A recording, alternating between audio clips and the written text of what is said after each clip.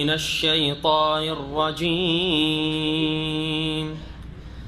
إنا أوحينا إليك كما أوحينا إلى نوح والنبيين من بعده وأوحينا إلى إبراهيم وإسماعيل وإسحاق ويعقوب والأسباط وعيسى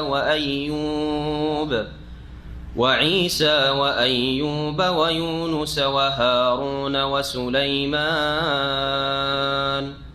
وآتينا داود زبورا ورسلا قد قصصناهم عليك من قبل ورسلا لم نقصصهم عليك وكلم الله موسى تكليما رسلا مبشرين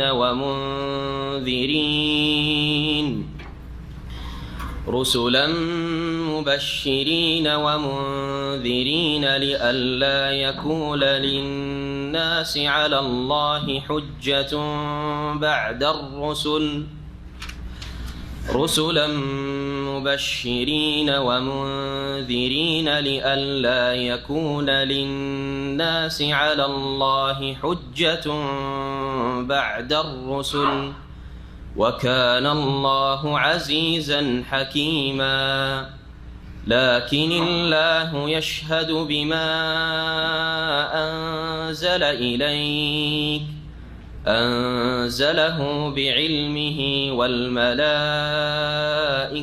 يشهدون وكفى بالله شهيدا إن الذين كفروا وصدوا عن سبيل الله قد ضلوا ضلالا بعيدا إن الذين كفروا وظلموا لم يكن الله ليغفر لهم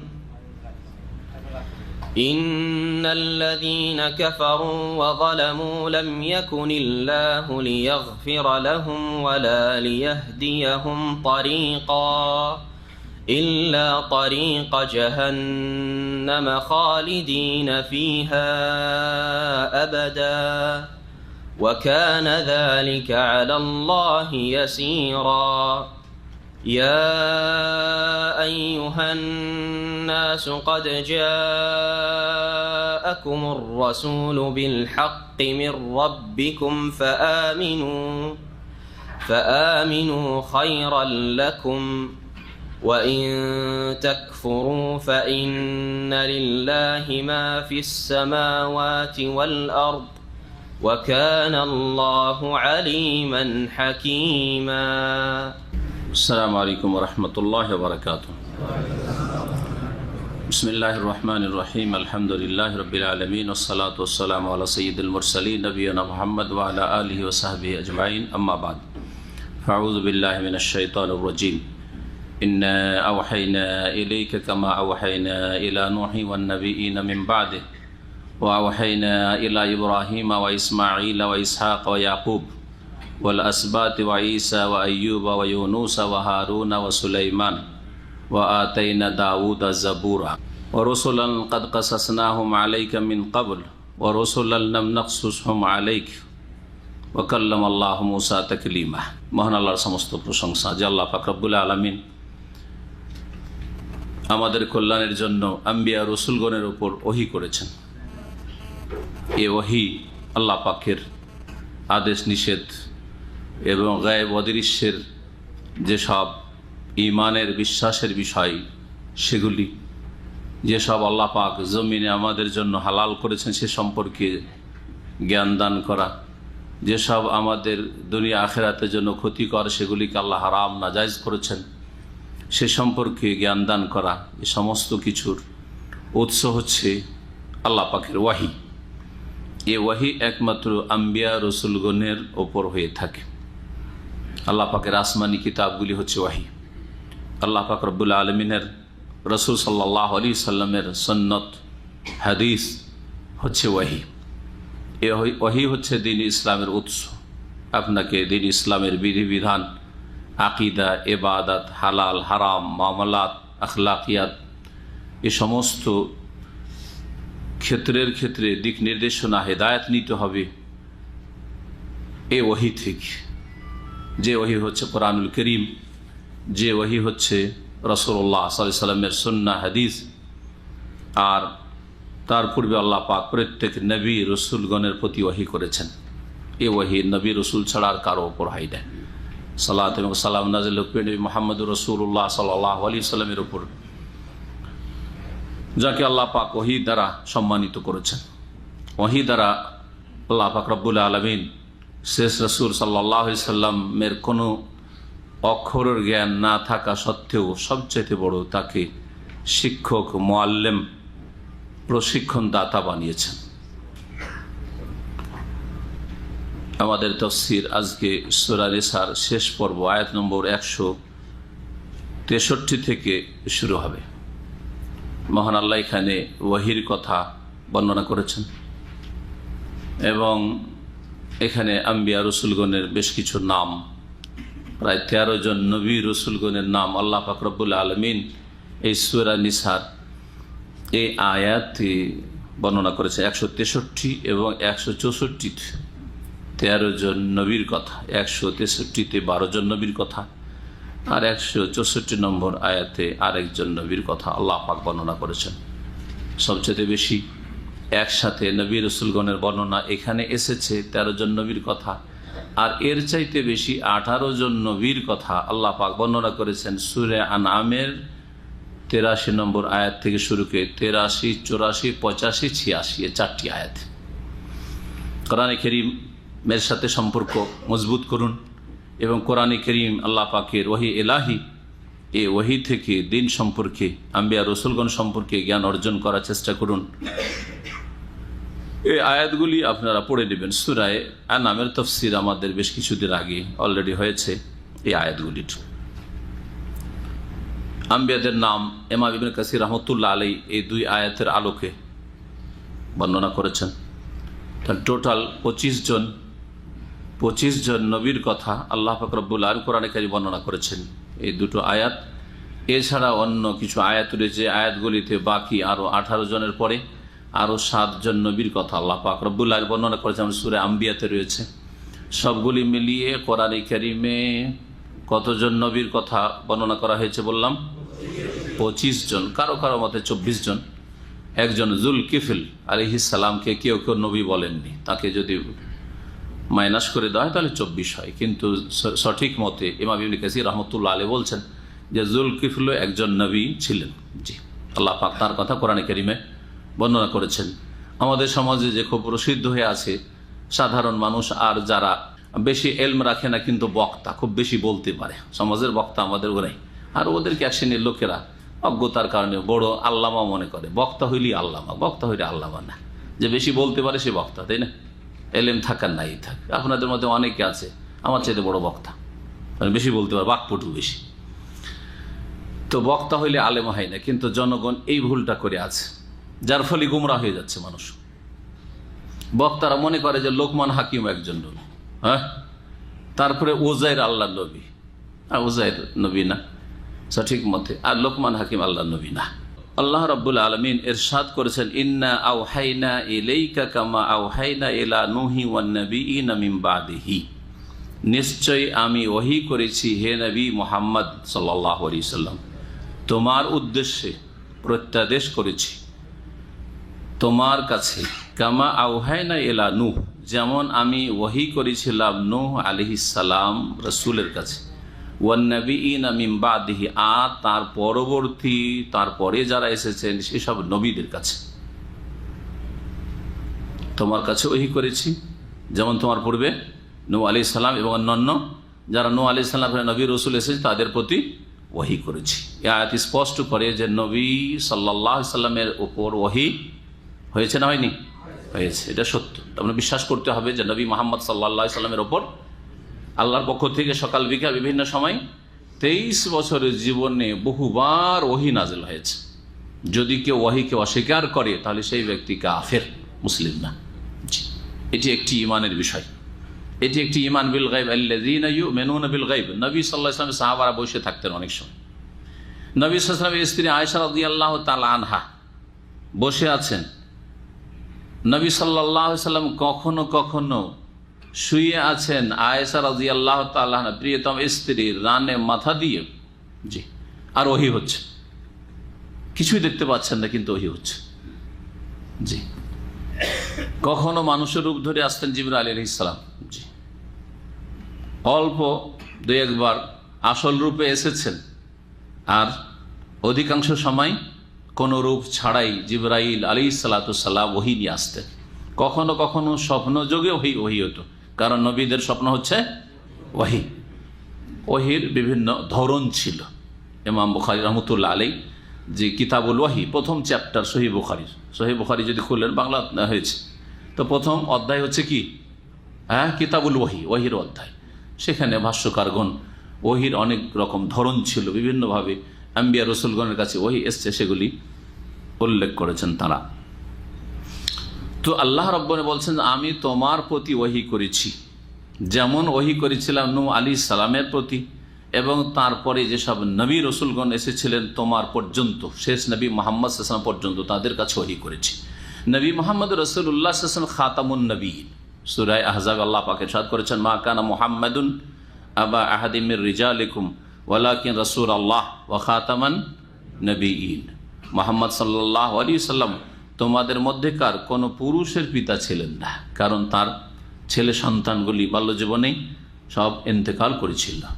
জি, আবা আহাদিম মির রিজালিকুম, এই কথা মানে কারো বাবা ছিলেন এই কথা না, মেয়েদের বাবা ছিলেন, মেয়েরা বড় হয়েছিল, কিন্তু ছেলেরা, এই জন্য মির রিজাল, তোমাদের পুরুষের কারো বাবা না। জি, ওয়ালাকিন রাসূল আল্লাহ, তবে তিনি আল্লাহর রাসূল, প্রেরিত দূত ছিলেন। ওয়া খাতামুন নবীয়্যিন, এবং সর্বশেষ নবী ছিলেন তিনি। সুতরাং নবী মুহাম্মদ রাসূলুল্লাহ সাল্লাল্লাহু আলাইহি ওয়াসাল্লামের পরে কেউ যদি মনে করে যে আরও কোনো নবী আসার সম্ভাবনা আছে অথবা এসেছে, যেমন কাদিয়ানিরা মির্জা গোলাম আহমদ কাদিয়ানিকে নবী মনে করে, এইরকম আরব জগতেও নবী সাল্লাল্লাহু আলাইহি ওয়াসাল্লামের জীবদ্দশায় এবং সাহাবায়ে কেরামদের জামানায় এরকম কয়েকজন মিথ্যুক নবুয়তের দাবি করেছেন। মুসাইলামা কাযযাব, আসওয়াদ আনাসি, একজন মহিলা সাজাহ, এরা ওই যুগে নবী হওয়ার দাবি করেছিল।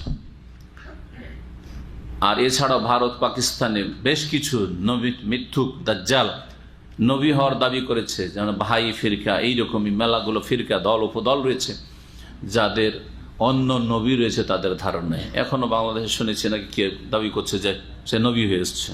এটা হতে পারে, মিথ্যুক এইরকম কিয়ামত পর্যন্ত থাকতে পারে। ভবিষ্যৎবাণী করেছেন প্রিয় নবী মুহাম্মদ রাসূলুল্লাহ সাল্লাল্লাহু আলাইহি ওয়াসাল্লাম, ইয়াকুনু ফি উম্মতি সালাসুনা কাযযাবুনা দাজ্জালুনা, আমার উম্মতি আও করিবাম মিন সালাসিন, 30 অথবা 30-এর কাছাকাছি এমন লোক হবে যারা বড় মিথ্যুক হবে। কাযযাবুন, দাজ্জালুন, তারা দাজ্জাল হবে, ওই বড় কানা দাজ্জালের অনুসারী, ওর মতোই তারা দাজ্জাল হবে। কুল্লুহুম ইয়াজউম আন্নাহু নবী, আর প্রত্যেকে তারা দাবি করবে যে সে নবী হয়ে এসেছি। ওয়া আনা নবিয়্যুন লা নবিয়্যা বাদি, বা ওয়া আনা খাতামুন নবী লা নবিয়্যা বাদি, আমি সর্বশেষ নবী, আমার পরে কোন নবী হবে না, আসবে না। এই ঈমান আপনার থাকতে হবে। সুতরাং কাদিয়ানিরা যারা নিজেদেরকে মুসলিম সমাজকে ধোঁকা দেওয়ার জন্য আহমদি বলে, কি বলে ভারত, ওরা নিজেদেরকে কাদিয়ানি বলে না, কি বলে আহমদি, যাতে বুঝতে না পারে, ধোঁকা খেয়ে যাবেন। মুসলিমরা মনে করে আহমদি মানে মনে হয় নবী সাল্লাল্লাহু আলাইহি ওয়াসাল্লামের একটা নাম মোহাম্মদের সাথে কি ছিল, আহমদও ছিল, তো মনে হয় এরা মোহাম্মদ সাল্লাল্লাহু আলাইহি ওয়াসাল্লামের সাথে সম্পৃক্ত করে নিজেকে আহমদি বলছে।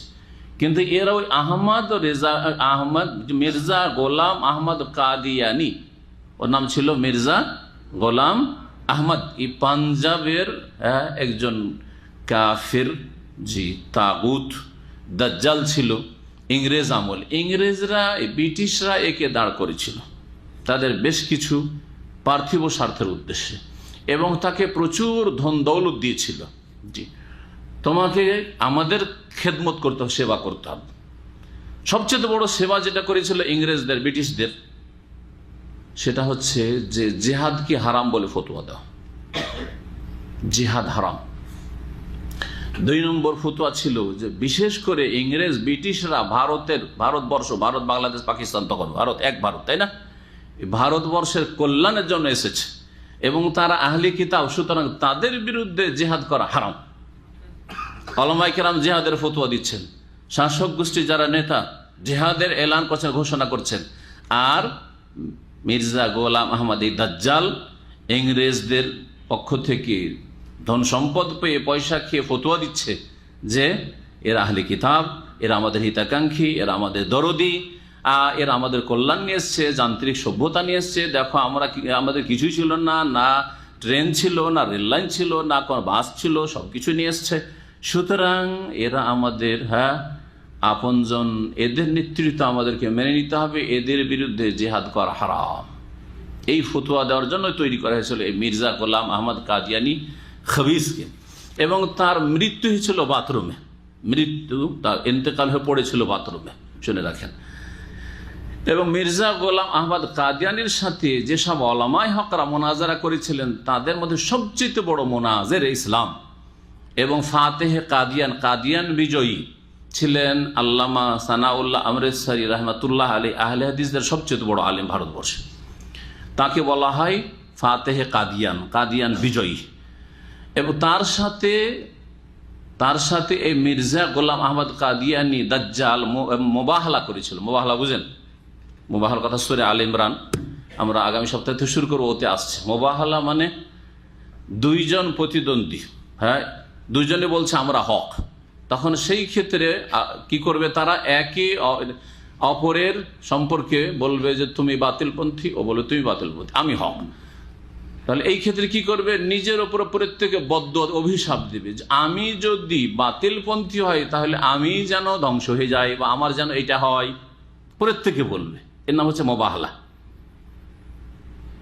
জি, তাআলাউ নাদু আবনাআনা ওয়া আবনাআকুম ওয়া নিসাআনা ওয়া নিসাআকুম ওয়া আনফুসানা ওয়া আনফুসাকুম সুম্মা নাবতাহিল ফানাজআল লানাতাল্লাহি আলাল কাযিবিন। আল্লাহ পাক সূরা আল ইমরান বলছেন, এসো আমরা নিজেদেরকে ডাকি, নিজের ছেলে মেয়েদেরকে ডাকি, নিজের পরিবার বিবিদেরকে ডাকি, আর তারপরে সুম্মা নাবতাহিল মোবাহলা করি, একে প্রত্যেকের নিজের উপর অভিশাপ দিই, ফানাজআল লানাতাল্লাহি আলাল কাযিবিন।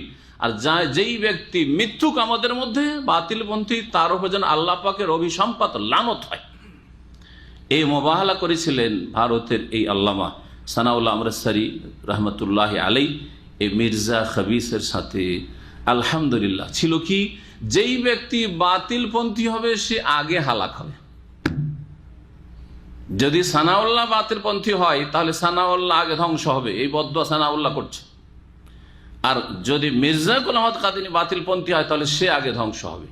আলহামদুলিল্লাহ হককে আল্লাহ বিজয় দান করেছিলেন। এই মির্জা গোলাম আহমদ কাদিয়ানী বাথরুমে হালাক হওয়ার পরে সানাউল্লাহ আমৃতসরি রহমতুল্লাহ আলাইহি 40 বছর বেঁচে ছিলেন, 1 বছর 2 বছর না। এ হচ্ছে উলামায়ে আহলে হাদিসের ইতিহাস, যা অনেকেই জানে না। এবং আমরা কোরআন এবং হাদিসের আলোচনা, তাফসীর এগুলোতে ব্যস্ত থাকার কারণে এসব বিষয়গুলির উপরে আলোকপাত করা হয় না। জি, তো আজকে এই কথাটি আপনাদেরকে জানালাম যাতে করে বুঝতে পারেন যে হক করেছে কোরআন শোনার অনুসারীদের সাথে, ওহীর অনুসারীদের সাথে। কারণ ওহীকে আল্লাহ ফরজ করেছে, কোরআন এবং হাদিস মানাকে ফরজ করেছে আল্লাহ পাক রব্বুল আলামিন। এটা প্রমাণ করে দিয়েছিল সেই যুগে যে হকপন্থী হচ্ছে উলামায়ে আহলে হাদিস, জি, কোরআন সুন্নাহর উলামারা। মিথ্যুক 30 জন বা 30 জনের বেশি বা কাছাকাছি এমন হবে যারা সকলে কাযযাব, দাজ্জাল নবী কেন বলেছেন, আর প্রত্যেকে দাবি করবে যে আমরা নবী হচ্ছি, কিন্তু নবী, শেষ নবীর পরে আর কোন নবী আসবে না কিয়ামত পর্যন্ত। মুসলিহিন আসবেন, সংস্কারক আসবেন, রিফর্মার আসবেন, মুজাদ্দিদিন আসবেন, দিনের সংস্কার করবেন। দিনের ওপর যে ময়লা পড়ে গেছে শিরকের, বিদআতের, আর মানুষ গুমরাহির দিকে চলে যাচ্ছে, কেউ তো নাস্তিক হয়ে যাচ্ছে, কেউ তো চরমপন্থী হয়ে যাচ্ছে, কেউ মুশরিক কবর পূজারী হয়ে যাচ্ছে, কেউ বিদআতি মিলাদি আর শবে বরাতে হালুয়া রুটি খানেওয়ালা হয়ে যাচ্ছে। এইসব জাতির সংশোধন সংস্কারের জন্য যুগে যুগে উলামায়ে হক, মুজাদ্দিদ, মুসলিহ তৈরি হবে। আর মুসলিহিনদের জন্যই আল্লাহ পাকের আযাব থেকে রক্ষা আছে এই জমিনে। যতদিন পর্যন্ত এই পৃথিবীতে সংস্কারক মুসলিহিন থাকবেন ততদিন পর্যন্ত আল্লাহ পাকের আযাব সবাইকে ঘিরে নেবে না। ওমা কানা রাব্বুকা লিইহলিকাল কুরা বিযুলমিন ওয়া আহলুহা মুসলিহুন। কোন জনপদকে আল্লাহ ধ্বংস করবেন না যতক্ষণ পর্যন্ত সেখানে নেক লোকের আছে, কথা বলা হয়নি। শুধু ভালো মানুষ থাকলে আল্লাহ, ভালো মানুষ থাকলেও আল্লাহর আযাব আসবে খারাপ মানুষদের জন্য, বোঝা গেছে না? কিন্তু মুসলিহুন ওয়া আহলুহা মুসলিহুন, সেখানকার জনগণ, অধিবাসী, উলামায়ে কেরাম যদি ইসলাহের কাজ করে, সংস্কারের কাজ করে, সংশোধনের কাজ করে, মানুষ যে ভ্রান্ত পথে চলে যাচ্ছে সেখান থেকে উদ্ধার করার চেষ্টা করতে থাকে, ইসলাহি দাওয়াত চলতে থাকে, তাহলে আল্লাহর আযাব জমিন থেকে উঠে যাবে। জি, যখন এটা শেষ হয়ে যাবে তখন আল্লাহর আযাব নেমে আসবে, আসমানি আযাব, জমিনি আযাব, আর বহু রকমের আযাব আল্লাহ পাকের মানব জাতির ওপর নেমে আসবে। বলছিলাম ওহির কথা, আল্লাহ পাক ওহি করেছেন জি নবীগণের ওপর। আল্লাহ পাক তারপরে বলছেন ওয়া আওহায়না ইলা ইব্রাহিম, প্রথম ইন্না আওহায়না ইলাইক, হে নবী তোমার প্রতি ওহি করেছি, তাই না? তো নবী মুহাম্মদ সাল্লাল্লাহু আলাইহি ওয়াসাল্লামের কথা উল্লেখ হলো না, হলো না? এক। দুই নম্বর নূহ আলাইহিস সালাম, যেমন নূহ আলাইহিস সালামের কাছে ওহি, দুই নবী, তাই না? দুজনের কথা হইল। তারপরে বলছেন আল্লাহ ওয়া আওহায়না ইলা ইব্রাহিম, আমি ওহি করেছিলাম ইব্রাহিম আলাইহিস সালামকে, ওয়া ইসমাইল, ইসমাইল আলাইহিস সালামকে, ওয়া ইসহাক, ইসহাক আলাইহিস সালাম। ইসহাক কার ছেলে? ইসমাইল ইসহাক দুজনেই দুই মা থেকে ইব্রাহিম আলাইহিস সালামের ছেলে। ওয়া ইয়াকুব, ইয়াকুব আলাইহিস সালামের প্রতি ওহি করেছি। ইয়াকুব আলাইহিস সালাম কার ছেলে? ইসহাক আলাইহিস সালামের ছেলে, ইব্রাহিম আলাইহিস সালামের পৌত্র। কোন কোন অঞ্চলে পোতা বলা হয়, কিন্তু আপনারা অধিকাংশ মানুষ এই পোতা বুঝেন না। কি বুঝেন? শুধু নাতি, ছেলের ঘরের নাতি আর মেয়ের ঘরের নাতি। কিন্তু আমাদের যদি মাওলা রাজশাহীতে নাতি বলা হয়, কি রে শেখ তো ভুল বলেছে, ইব্রাহিমের নাতি কেন হবে? ইব্রাহিমের পোতা, তাই না? ব্যাখ্যা করা জরুরি, না হলে ভাষা ভুল হওয়ার কারণে আমাকে বলবে যে জানে না, ও নাতি বলছে। নাতি মেয়ের ঘরেরটাকে নাতি বলা হয়। ওয়াল আসবাতি, এবং এই ইয়াকুব আলাইহিস সালামের বংশধর, আসবাত মানে ইয়াকুব আলাইহিস সালামের কয় ছেলে ছিলেন? কয় ছেলে? 12 ছেলে। এই 12 ছেলে থেকে 12টা বড় বড় বংশ হয়েছিল। এই 12 বংশকে বনি ইসরাইল বলা হয়। ইয়াকুব আলাইহিস সালামের দ্বিতীয় নাম কি ছিল? হ্যাঁ, ইসরাইল আলাইহিস সালাম। জি, ইসরাইল দেশ ইহুদিরা ওই নাম থেকে নিয়েছে টেনে, তাদের নবী না আমাদের নবী। তারা তো বাতিল মন গড়া ধর্ম পালন করছে, তাওরাতকে তারা বিকৃত করেছে। তাওরাত তাদের পুরোহিত পণ্ডিতদের রচিত বিকৃত কিতাব। আর যেই তাওরাতে আমরা বিশ্বাস করি সেটা আসমানি ওহী, সেটা অবিকৃত, যেটা আসল রূপে ছিল, সেটার প্রতি ইমান ফরজ। ইমান বিল কুতুব ফরজ, রোকন ইসলামের ইমানের। তো অল আসবাত মানে বংশধর, হ্যাঁ, বনি ইসরায়েলদের বংশধর। তাদের মধ্যে বহু নবী এসেছে, বহু নবীর দিকে ইঙ্গিত করা হয়েছে এখানে। সে 12 বংশের সকলের প্রতি ওহী আসেনি, কিন্তু এই 12 ভাইয়ের বংশ যে বনি ইসরাইল, এদের বংশে অনেক নবী রসুলগণ এসেছে, যাদের কথা এখানে সংক্ষেপ করে বলা হয়েছে। তাদেরকে আল্লাহ ওহী মানে তাদের নবীদেরকে আল্লাহ পাক কি করেছেন? ওহী করেছেন। ওয়া ঈসা, ঈসা আলাইহিস সালামের প্রতি ওহী করেছেন। কয়জন হলো তাহলে?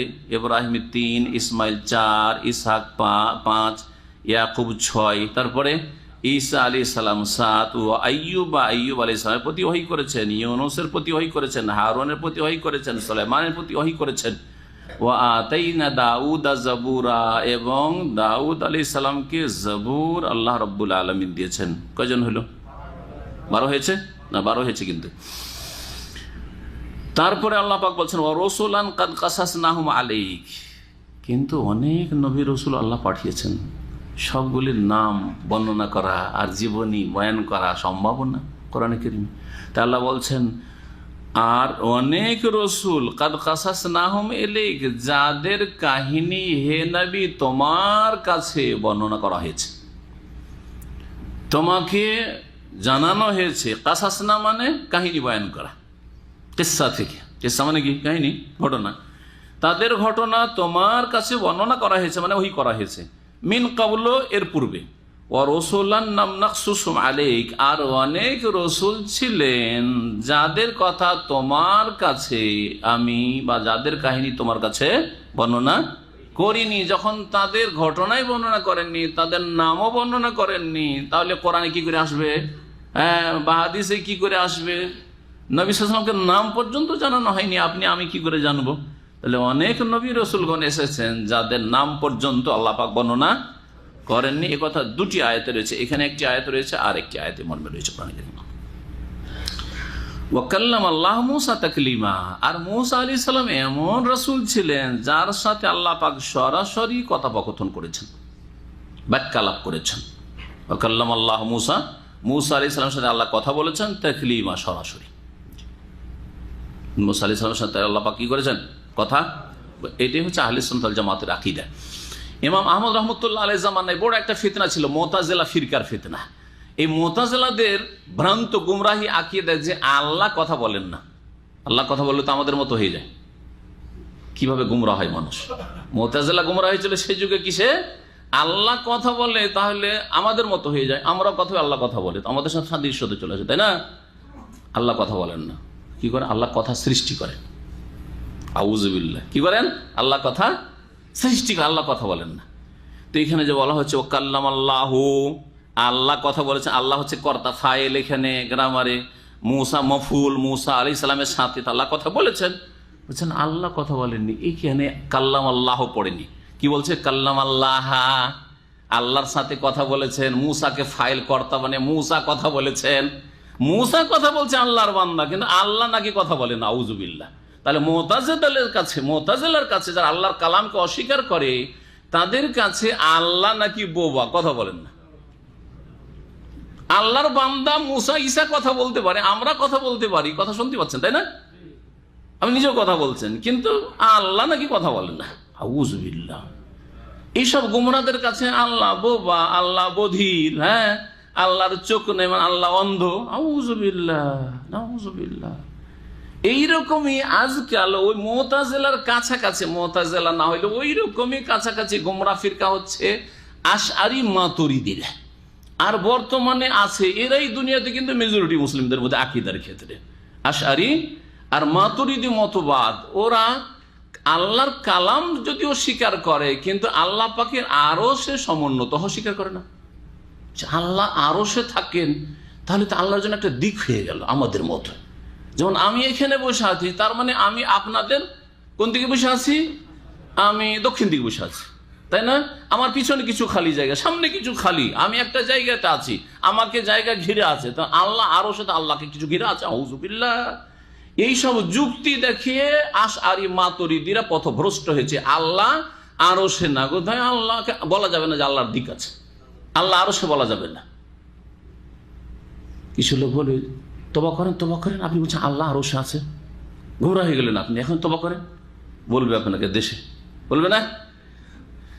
আল্লাহ পাকের চেহারা আছে, অস্বীকার করে না? করে না? যদি মানে আল্লাহর চেহারা আছে, ওয়াজহুন মানে ওয়ায়াবকা ওয়াজহুরা, মুখমণ্ডল চেহারা, বলছে না না না না, তওবা করেন, তওবা করেন, আপনি বিশ্রাম থেকে বেরিয়ে গেছেন। আল্লাহ বলছে ওয়ায়াবকা ওয়াজহু রাব্বিকা, ওয়াজহুন মানে চেহারা, আর বলছে আল্লাহ চেহারা নেই, কোরআনকে অস্বীকার করে। তো চেহারা মানে কি তাদের কাছে? চেহারা মানে সত্তা, চেহারা নাই, আল্লাহর সত্তা। আল্লাহর হাতের কথা কোরআনে আছে না নেই? দুই হাতের কথাও আছে, বালিয়া দ্বিবচনও আছে, বালিয়া দাহু মাবসুতা তানে, বরং আল্লাহর দুই হাত উন্মুক্ত, প্রশস্ত, খোলা, উদার। সবই অস্বীকার করে, হাত অস্বীকার করে। আল্লাহর হাত মানে তাদের কাছে, আশআরী মাতুরিদীর কাছে কুদরতি হাত, মানে হাত নেই, ক্ষমতা। হাত মানে কি? ক্ষমতা। সোজা কথা, তাদের কাছে হাত মানে কি? আল্লাহ বলছেন যে আমি লিমা খালাকতু বিয়াদাইয়া, আমি আমার হাত দিয়ে সৃষ্টি করলাম আদমকে। বলছে কুদরত দিয়ে সৃষ্টি করলাম, আমার হাতে না, কিসে? আমার নিজের ক্ষমতায় সৃষ্টি করলাম। কিভাবে গুমরা হয়েছে আশআরী মাতুরিদীরা, এরা গুমরা। আজকেও মুতাজিলা টাইপের লোক যারা নিজের জ্ঞানকে ওহীর উপর প্রাধান্য দেয়, শুনে রাখেন ভালো করে। এখন বেশ কিছু স্কলার আছে যা মুসলিম স্কলার বলা হয়, হ্যাঁ হ্যাঁ, ইসলামের বক্তব্য ইংলিশে বক্তব্য রেখে বেড়াচ্ছে, আর মনে করছে ইন্টারন্যাশনাল বক্তা এরা। কিন্তু এরা আসলে মুতাজিলা আকীদা বিশ্বাসী, আকলকে, আকলানি, এরা যুক্তিকে হাদিস আয়াতের প্রাধান্য দেয়। হাদিসকে, বুখারী হাদিসকে অস্বীকার করে দেয়, মুসলিমের হাদিসকে অস্বীকার করে দেয়, ইমাম মাহদীর হাদিসকে অস্বীকার করে দেয়। ইব্রাহিম আলাইহিস সালাম সম্পর্কে যে সারাকে নিজের বোন বলেছিল, ওই হাদিসটি, হ্যাঁ, তিনটি বিষয়ের ক্ষেত্রে ওই বুখারী হাদিসকে অস্বীকার করে দিয়েছে। এটা ইসলামের স্কলার, আর বড় বড় চিন্তাবিদ, আর এরা ইসলামের বড় খাদেম বলে মানুষের কাছে পরিচিত এক শ্রেণীর লোকদের কাছে। কিন্তু এরা আকলকে, নিজের বিবেককে ওহীর ওপর, আসমানি বিধানের ওপর, কোরআন ও হাদিসের দলিলের ওপর প্রাধান্য দিয়েছে। তো এটা হচ্ছে মুতাজিলা শ্রেণীর লোক, যারা মুতাজিলা নাম দিয়ে না থাকলেও আছে এরকম। মুতাজিলা নাম দিয়ে ফিরকা নেই, কিন্তু আছে। আশআরী আর মাতুরিদি ফিরকা দিয়ে নাম আছে। এই জন্য আমাদের দেশের যারা মযহাবধারী তারা বলে আমরা আকীদায় হচ্ছি আশআরী না হয় মাতুরিদি। হ্যাঁ, আকীদাতে কিন্তু মুহাম্মদীয় না, আর আকীদাতে হানাফিও না। আকীদা বলছে আমরা মাতুরিদি, মযহাবে হচ্ছি আমরা হানাফি, আর আমরা তরবিয়ত সুলুকে মানে তাসাউফের ক্ষেত্রে আমরা হচ্ছি ধরেন কাদেরি, না হয় চিস্তি, না হয় বললেন চিস্তিয়া সাবেরিয়া তরিকার, বোঝা গেছে, না হয় আমরা সারসিনা। জি হ্যাঁ, কত ছিন্ন ভিন্ন, এক জায়গা থেকে ইসলাম নাই না। ইসলামের আকীদা নিল আশআরী মাতুরিদি, আর ফিকার মাসলা মাসাইল নিল হানাফি উৎস থেকে, হ্যাঁ হানাফি ফিকা থেকে। আর তাসাউফ আধ্যাত্মিকতা নেব বলছে আবু হানিফার কাছ থেকে আধ্যাত্মিকতা শিখানো যাবে না, নাউজুবিল্লাহ, ওর কাছে শিখা যাবে না। তার আগে মুহাম্মদ রাসূলুল্লাহ সাল্লাল্লাহু আলাইহি ওয়াসাল্লাম থেকে সব কথা না, ভাগ ভাগ করে নিতে হবে। এরা আবার তরবিয়ত আর ওই যে আধ্যাত্মিকতা যারা রুহানিয়াত বলা হয়েছে ওটা নিবে কার কাছে? হয় আব্দুল কাদের জিলানী, সেজন্য কাদেরি, না খাজা মঈনুদ্দিন চিশতি, সেজন্য চিশতিয়া তরিকা, আর না হইলে মোজাদ্দেদি, ওই যে মোজাদ্দেদ আলফেসানি থেকে সেজন্য মোজাদ্দেদি, এইভাবে, অথবা সাহারওয়ার্দি থেকে নিয়েছে, এইভাবে নকশবন্দি একজন সুফি ছিল, তার কাছ থেকে নিয়েছে। দিনকে ছিন্ন ভিন্ন করে ফেলেছে। ইন্নাল্লাযীনা ফাররাকু দীনাহুম ওয়া কানু শিয়াআন লাস্তা মিনহুম ফি শাই। আল্লাহ কোরআনে বলছেন যারা দিনকে ছিন্ন ভিন্ন করে ফেলেছে, আকীদা নেবে এক জায়গা থেকে, ফিকার মাসলা মাসাইল নেবে আরেক জায়গা থেকে, আর তাদের রুহানিয়াত নেবে, আধ্যাত্মিকতা নেবে আরেক জায়গা থেকে, তাজকিয়ান আত্মার পরিশুদ্ধি নেবে আরেক জায়গা থেকে, বিভিন্ন জায়গা থেকে। এই সব কথা কি মুহাম্মদ রাসূলুল্লাহ সাল্লাল্লাহু আলাইহি ওয়াসাল্লামের কাছ থেকে নেওয়া সম্ভব ছিল না? বুঝতে পারেন না আমার কথা নাকি? আমার আকীদা নেব মুহাম্মদ রাসূলুল্লাহ থেকে, আমার ফিকার মাসলা মাসাইলও নেব, আর যেসব হালাল হারাম এসবও নেব মুহাম্মদ রাসূলুল্লাহ সাল্লাল্লাহু আলাইহি ওয়াসাল্লাম থেকে, আর আমি আমার তাজকিয়া আত্মার পরিশুদ্ধিও নেব মুহাম্মদ রাসূলুল্লাহ সাল্লাল্লাহু আলাইহি ওয়াসাল্লাম থেকে। এটা সবচেয়ে ভালো না? হ্যাঁ, তাকে পাঠানো হয়েছে না অন্যগুলোকে পাঠানো হয়েছে? কাকে পাঠানো হয়েছিল আমাদের হেদায়েতের জন্য? হ্যাঁ, মুহাম্মদ রাসূলুল্লাহ সাল্লাল্লাহু আলাইহি ওয়াসাল্লামকে। তিনি কি আকমালতু লাকুম দীনাকুম, দিনকে কমপ্লিট করেননি? দিনের আকীদার দিক কমপ্লিট করেছেন, ফিকার দিক কমপ্লিট করেছেন, তিনি সুলুক আর তরবিয়তের দিক কমপ্লিট করেছেন, আধ্যাত্মিক আর রুহানিয়াতের দিক কমপ্লিট করেছেন। তার কাছ থেকে নিতে অসুবিধাটা কোথায়? আল্লাহ বলছেন ইন্নাল্লাযীনা ফাররাকু দীনাহুম, যারা দিনকে ছিন্ন ভিন্ন করে ফেলেছে, ওয়া কানু শিয়াআন, আর বিভিন্ন দলে বিভক্ত হয়ে গেছে, টুকরো টুকরো হয়ে গেছে তারা, লাস্তা মিনহুম ফি শাই, হে মুহাম্মদ সাল্লাল্লাহু আলাইহি ওয়াসাল্লাম তোমার তাদের সাথে কোনো সম্পর্ক নেই, কোনো সম্পর্ক নেই সবের সাথে। ইন্নামা আমরুহুম ইলাল্লাহ, তাদের মামলা, তাদের এই বিষয়টি আমার জন্য ছেড়ে দাও, ওদেরকে আমি দেখে নেব। ইন্নামা আমরুহুম ইলাল্লাহ, আল্লাহর কাছে ছেড়ে দাও, আল্লাহ তাদের বিচার করে ছাড়বে। যে আল্লাহ নাজিলকৃত দিনকে এইরকম ছিন্ন ভিন্ন করেছে, সুবহানাল্লাহ। আল্লাহ, আশা করি আপনারা বিষয়টা বুঝতে পারছেন। সুতরাং এখন সতর্ক হন। সমস্ত দিনের মাসলা মাসাইল বিশ্বাস করব কি যা মুহাম্মদ রাসূলুল্লাহ সাল্লাল্লাহু আলাইহি ওয়াসাল্লাম দিয়েছেন, আমল করব কি নামাজ পড়বো কোন তরিকায় যা দিয়েছেন মুহাম্মদ রাসূলুল্লাহ, রোজা রাখবো, মাসলা মাসাইল হালাল হারাম কোনখান থেকে নেব? মুহাম্মদ রাসূলুল্লাহ সাল্লাল্লাহু আলাইহি ওয়াসাল্লামের কাছ থেকে। আমার আত্মার পরিশুদ্ধি, তাজকিয়া নাফস করব, রুহানিয়াতকে উন্নতি করব কোনখান থেকে? মুহাম্মদ রাসূলুল্লাহ সাল্লাল্লাহু আলাইহি ওয়াসাল্লাম। তার চাইতে ভালো কে তরবিয়ত দিতে পারেন? তার চাইতে বেশি কে আত্মার পরিশুদ্ধি দিতে পারেন? যার সম্পর্কে আল্লাহ বলছেন ওয়ায়ুযাক্কিহিম ওয়া ইউআল্লিমুহুমুল কিতাবা ওয়াল হিকমা, তাজকিয়ার কথা নেই? কে তাজকিয়ার জন্য এসেছিলেন? মুহাম্মদ রাসূলুল্লাহ সাল্লাল্লাহু আলাইহি ওয়াসাল্লাম এসেছিলেন। জি, তাজকিয়ার জন্য এদেরকে পাঠানো হয়নি, তাজকিয়া নাফসের জন্য মুহাম্মদ রাসূলুল্লাহকে পাঠানো হয়েছিল। আল্লাহ পাক যেন বোঝার তৌফিক দান করেন। কি বলছিলাম যে মুতাজিলা ফিরকা যেমন গোমরাহ হয়েছে, এরকম আশআরী মাতুরিদের গোমরাহ হয়েছে। আল্লাহ আরশে নেই, আল্লাহ সর্বত্র বিরাজমান, তারপরে আল্লাহ পাকের হাত নেই, আল্লাহ পাকের চোখ নেই, চোখ মানে রক্ষণাবেক্ষণ, আল্লাহ পাকের চেহারা নেই, আল্লাহ পাকের পা নেই, কিছুই নেই। আল্লাহ পাক যুক্তিকে প্রাধান্য দিয়েছে ওহীর ওপর, কোরআন ও হাদিসের ওপর। গোমরাহ হয়েছে আমরা। কোরআন ও হাদিসকে, ওহীকে আমাদের এই সংকীর্ণ সামান্য যুক্তি আর আকল বিবেকের ওপর প্রাধান্য দিই। এটা হচ্ছে আমাদের দিন। জি, ওহিকে, এই যে ওহির কথা চলছে, ওহিকে আমরা সব কিছুরও প্রাধান্য দিই। মূসা আলাইহিস সালামের সাথে আল্লাহ পাক কথা বলেছেন, এইটা মুতাজিলারা তাবিল করলো যে কাল্লাম আল্লাহ করে দিল। কোরআনে তো কাল্লাম আল্লাহ নাই, কাল্লাম আল্লাহ, আল্লাহ কথা বলেছেন, তাই না? ওরা কি করলো? আল্লাহর সাথে মূসা কথা বলেছেন, এখানে না হয় তাহরিফ করলো। কিন্তু আরেকটি আয়াত দেখায় সূরা আরাফের 143 নম্বর আয়াত, পড়ে শুনে আপনাকে। ইমাম ইবনে কাসির রাহমাতুল্লাহ আলাইহি একটি ঘটনা বর্ণনা করেছে মুতাজিলাদের, আর তারপরে বলছেন যে আল্লাহ বলছেন ওয়ালাম্মা জাআ মূসা লিমিকাতিনা, মূসা আলাইহিস সালাম যখন নির্ধারিত সময়ে আমার কাছে আসলো তুর পাহাড়ে, আল্লাহ বলছেন অমুক সময় তুমি আসো তাওরাত নিতে। ওয়া কাল্লামাহু রাব্বুহু, আর তার সাথে কথা বললেন তার রব। এখানে কি করবে? এখানে তো বলতে পারবে না যে মূসা কথা বলেছেন তার রবের সাথে, ওইভাবে তো নেই। কাল্লামাহু, তার সাথে কথা বলেছেন। কে কথা বলেছেন? রব্বুহু, তার রব। এটা তো ক্লিয়ার। তাহলে কি করে আল্লাহর কালামকে অস্বীকার করবে মুতাজিলা, তাই না? জি, মনে রাখবেন যে আল্লাহ পাক রব্বুল কালাম সত্য। আল্লাহর কথা আল্লাহর মতো। আল্লাহর কথা কার মতো? আল্লাহ যখন আল্লাহর মতো, তখন আল্লাহর কথাও আল্লাহর মতো। আল্লাহর চেহারা আল্লাহর মতো, আমাদের সাথে কোনো তুলনা নেই। লাইসা কামিসলিহি সেই, আল্লাহর মতো কোনো কিছু নেই, কোনো তুলনা চলবে না। কিন্তু আল্লাহ যা বলেছেন মানতে হবে। আল্লাহ চেহারা বলে চেহারা মানতে হবে, আরো সে সমুন্নত মানতে হবে। আল্লাহ হাত বলেছেন হাত মানতে হবে, আল্লাহর কদম আছে মানতে হবে। আল্লাহ পাক যা বলেছেন তা মানতে হবে, যা না করেছেন না করতে হবে। আর যে সম্পর্কে কিছু বলেননি, আল্লাহ বলেন, আমাদেরকে চুপ থাকতে হবে। সহজ। আসমা সিফাত, তাওহীদুল আসমা সিফাত খুব সহজ। তারপরে আল্লাহ পাক রব্বুল বলছেন যে এই রাসূলগণকে আল্লাহ পাক কেন পাঠিয়েছিলেন। এ কথা শুরু করার আগে 25 জন নবীর নাম শুনিয়ে দিই। ইমাম ইবনে কাসির রাহমাতুল্লাহ উল্লেখ করেছেন। প্রথম হচ্ছেন কে? আদম আলাইহিস সালাম।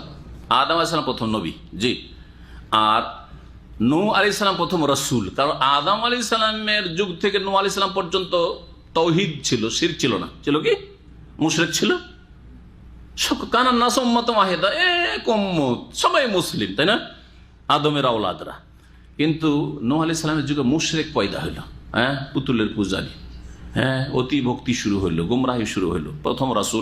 প্রথম রাসূল যখন জিজ্ঞেস করা হবে তখন নূহ আলাইহিস সালাম, আর প্রথম নবী আদম আলাইহিস সালাম। আদম এক, তারপর ইদ্রিস, নূহ, হুদ, সালেহ, ইব্রাহিম, লূত, ঈসা, ইসহাক, ইয়াকুব, ইউসুফ, আইয়ুব, শুআইব, মূসা, হারুন, ইউনুস, 16 জন। দাউদ, সুলাইমান, ইলিয়াস, ওয়ালিয়াসা, জাকারিয়া, ইয়াহিয়া, ঈসা, কজন হইল? 20 আর 3 23 হলো। জুলকিফল কত হইল? 24। আর শেষ জুলকিফল সম্পর্কে বলছেন ইনদা কাসীরি মিনাল মুফাসসিরিন, অনেক মুফাসসিরের কাছে জুলকিফল নবী 24 নম্বর। আর 25 নম্বরে ওয়াসাইয়্যিদুহুম সাইয়্যিদুল মুরসালিন খাতামুন নবীন মুহাম্মদ সাল্লাল্লাহু আলাইহি ওয়াসাল্লাম। এই 25 জন নবী, ভালো করে 25 জন নবীর কথা আল্লাহ কোরআনে বর্ণনা করেছেন। আমাদের সমাজে বক্তারা বলে 1,24,000 পয়গম্বর আল্লাহ পাঠিয়েছেন। এর ভিত্তি কতটুকু? এই মর্মে যে হাদিসগুলি বর্ণিত হয়েছে সেই হাদিসগুলি একটিও সহিহ নয়, জয়ীফ। সুতরাং 1,24,000 পয়গম্বর, তার মধ্যে 300 কয়েকজন রসুল, এসব কথাগুলি জয়ীফ, দুর্বল, বিশ্বসূত্রে প্রমাণিত নয়। সেই জন্য এইসব কথা বলবেন না। বলবেন আল্লাহ অনেক নবী রসুল পাঠিয়েছেন। হ্যাঁ, কি বলবেন? আল্লাহ অনেক নবী রসুল পাঠিয়েছে, যুগে যুগে প্রত্যেক জাতির জন্য আল্লাহ নবী রসুল পাঠিয়েছে। যথেষ্ট নয়? আল্লাহ বলেননি আপনাকে আগে বেড়ে বলার দরকারটা কি? রাসূলুল্লাহ সাল্লাল্লাহু আলাইহি ওয়াসাল্লাম বলেননি, আর বিশ্বসূত্রে প্রমাণিত না, আপনার আগে বেড়ে এত বলার দরকার কি? জাল কথা বা জয়ীফ দুর্বল কথা। রসুলদেরকে আল্লাহ কেন পাঠিয়েছেন? হেকমত বলছেন রসুলান, রসুলগণকে আল্লাহ প্রেরণ করেছেন মুবাশশিরিন, সুসংবাদদাতা করে, অমুনজিরিন, আর সতর্ক সাবধানকারী করে। সুসংবাদ কার জন্য? যারা আম্বিয়া রসুলগণের ডাকে সাড়া দেবে, দাওয়াত কবুল করবে, যারা জান্নাতের পথে চলবে, সরল পথে চলবে, তাদেরকে সুসংবাদ দেওয়ার জন্য এসেছিলেন নবীগণ যে তোমাদের জন্য জান্নাত রয়েছে, জান্নাতের সুসংবাদ। ওয়া আবশিরু বিল জান্নাতিল্লাতী কুনতুম তুআদুন, জান্নাতের সুসংবাদ। আর দুনিয়াতে আল্লাহ তোমাদের রাজি হয়ে গেছেন, রাদিয়াল্লাহু আনহুম ওয়া রাদু আনহু, আল্লাহ পাকের রেজামন্দি, সন্তুষ্টি সুসংবাদ। সতর্ক সাবধানকারী ওই সব অবাধ্য কাফেরদেরকে, নাফরমানদেরকে, হারাম জীবনযাপন করে পাপের জীবনযাপন তাদেরকে, যে তোমরা যদি অবাধ্য হও, অমান্য করো, অস্বীকার করো আম্বিয়া রাসূলগণের দাওয়াতকে, অথবা আংশিক মানো, তাহলে তোমাদের জন্য ভয়াবহ আযাব প্রতীক্ষা রয়েছে। তোমাদের জন্য আল্লাহ জাহান্নাম তৈরি করে, জাহান্নাম থেকে সতর্ক সাবধান করছি। এই যে নবীদেরকে বাশিরও বলা হয়েছে, নাজিরও বলা হয়েছে, মুবাশশিরও বলা হয়েছে, আর মুনজিরও বলা হয়েছে। বুঝতে পারছেন না? জি হ্যাঁ, সতর্ক করেছেন। সতর্ক কাকে করতে হয়? আপনার ছেলে যেটা মাকা চলছে, এই তোকে সাবধান করছি, হ্যাঁ তোর অবস্থা খারাপ, তাই না? আর যে ভালো চলে, বাবা তোমার জন্য হ্যাঁ কি রয়েছে। কেন আল্লাহ যুগে যুগে নবী রসুল পাঠিয়েছেন? তাহলে এর হিকমত আল্লাহ বয়ান করেছেন, লে আল্লাহ ইয়াকুনা লিন্নাসি আলাল্লাহি হুজ্জাতুন বাদা রাসূলি, যাতে করে রাসূলগণের আগমনের পরে আল্লাহর বিরুদ্ধে মানব জাতির জন্য কোনো অভিযোগের সুযোগ না থাকে, ওজোর না থাকে আল্লাহর সামনে।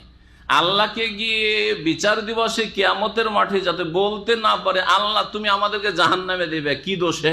আমরা তো জানি না, আমাদেরকে তো কেউ বলেনি তাওহীদ, আল্লাহর একত্ব কি, তাওহীদে রুবুবিয়ত কি, তাওহীদে উলুহিয়ত কি, তাওহীদুল আসমা ওয়া সিফাত কি, সুন্নাত কি, বিদআত কি, নামাজ কি, রোজা কি, যাকাত কি, হজ কি, হালাল কি, হারাম কি, কোনটা ব্যবসা হালাল, কোনটা সুদ, কোনটা ঘুষ, তাও তো জানি না। হ্যাঁ, বলতে পারতো না, যাতে বলতে না পারে। আম্বিয়া রাসূলগণের মাধ্যমে আল্লাহ ইবাদতের জন্য যে সৃষ্টি করেছেন, ইবাদতের তরিকা নিয়ম কি হবে, একমাত্র নবী রাসূলগণের মাধ্যমে আল্লাহর বিধান জানতে হবে, আর কোনো সূত্র দিয়ে নয়, মাধ্যম দিয়ে নয়। এই জন্য আল্লাহ পাক নবী রাসূলগণকে পাঠিয়েছেন, যাতে করে কিয়ামতের দিনে তারা না বলতে পারে যে আমাদেরকে বিনা দোষে আল্লাহ তুমি আযাব দিচ্ছ, আমাদেরকে জাহান্নামে পাঠাচ্ছ, কিন্তু আমরা তো কিছুই জানি না, কথা না বলতে পারে। এই কথাটি কোরআনে কারীমের কয়েক জায়গায় বলা হয়েছে, তার মধ্যে এটি একটি জায়গা। আর একটি জায়গা আরো স্পষ্ট করা হয়েছে সূরা তাহার শেষ আয়াতের আগের আয়াতটি। সূরা তাহার 135টি আয়াত আছে, 34 নম্বর আয়াত, 134 নম্বর খুলে দেখেন, তাতে আল্লাহ কি বলছেন। আল্লাহ বলছেন, ওয়ালাউ আন্না আহলাকনাহুম বিআযাবিন মিন ক্বাবলিহি, নবী রাসূল পাঠাবার আগে যদি মানব জাতিকে আমি আযাব দিয়ে ধ্বংস করে দিতাম। আল্লাহ বিভিন্ন জাতিকে ধ্বংস করেছেন না? আদ, সামুদ, লূত আলাইহিস সালামের জাতি ধ্বংস করেছেন না, করেন নাই? হ্যাঁ, যদি এদের কাছে রসুল না পাঠিয়ে আল্লাহ ধ্বংস করে দিতেন, তাহলে কি বলতো? তারা বলতো লাকালু রব্বানা লাউলা আরসালতা ইলাইনা রাসূলান, আল্লাহ আমাদের কাছে কোনো দূত পাঠাওনি, রসুল পাঠাওনি, ফানাত্তাবি আয়াতিকা, তাহলে তোমার বিধানের অনুসরণ করতাম, ফলো করতাম তোমার বিধানকে। হ্যাঁ, মিন কাবলি আন নাযিল্লা ওয়া নাখজা, তাহলে জলিল লাঞ্ছিত হইতাম না, আর আজকে অপদস্থ হইতাম না। আল্লাহ আজকে লাঞ্ছিত করছো, আজকে অপদস্থ করছো, আজকে আমাদেরকে জাহান্নামে দিচ্ছ, আমরা তো কিছু জানি না, এই কথা যাতে করে না বলতে পারে। সুতরাং সৌদি আরবে যারা এসেছেন ভালো করে শুনুন, আজকে নবী রাসূল নেই, কিন্তু নবী রাসূলের ওয়ারিসিন মজুদ রয়েছে, আছে না নেই? তাওহীদের দেশ, সুন্নতের দেশ। এখানে দেখছেন যে শবে বরাতের কোনো ছুটি নেই, আছে? শবে বরাতের কোনো নফল নেই, শবে বরাতের খাস করে রোজা নেই। রোজা রাখবেন, রাখেন 10, 20টা, 25টা রোজা রাখেন, শাবান মাসে বেশি বেশি রোজা রাখেন। বলা হয়েছে কি করতে হবে, কি করতে হবে না। সৌদি আরবে সব দেখলেন চোখে, তাওহীদের দেশে, নবীর দেশে, মক্কা মদিনার দেশে, তারপরও দেশের ধর্মকে প্রাধান্য দিলেন। যেখানে যে ধর্ম যেতে যেতে মেলা ভেজাল ঢুকেছে, সে ভেজালের ধর্ম পালন করলেন আপনি, আপনার পরিবার। তাহলে কাল কিয়ামতে বলতে পারবেন যে আল্লাহ আমি তো জানতাম না যে শবে বরাতে হালুয়া রুটি বিদআত, আর শবে বরাতে নফল পড়া বিদআত গুনহার কাজ, শবে বরাতে 15 শাবানে শুধু রোজা রাখা গুনহার কাজ, আর দলে দলে কবর জিয়ারত করা গুনহার কাজ বিদআত, এই শুধু খাস করে এই রাতে, আর এই রাতটাকে শবে বরাত মনে করা, আর ভাগ্য রজনী মনে করা বিদআত, বিদআতি আকীদা, এগুলো তো জানতাম না। আল্লাহ বলতে পারবেন? আল্লাহ বলবেন যে তুই সৌদি আরব যাসনি, ওখান থেকে কত রিয়াল কত ডলার নিয়ে এসছে, ওখান থেকে ধর্মটা দিনটা নিয়ে আসতে পারিস সেই নবীর দেশ থেকে? কি বলবেন? আরে আপনার বাপ দাদা যারা এখানে আসতে পারেনি তারা না হয় বলতে পারবে যে আল্লাহ আমাদেরকে তো হুজুর এটাই শিখিয়েছিল, আমরা কি করবো, কিন্তু আপনি কি করে বলবেন? এটা কোনো আল্লাহর সামনে অজুহাত থাকবে না, সেই দিন অভিযোগের সুযোগ থাকবে না।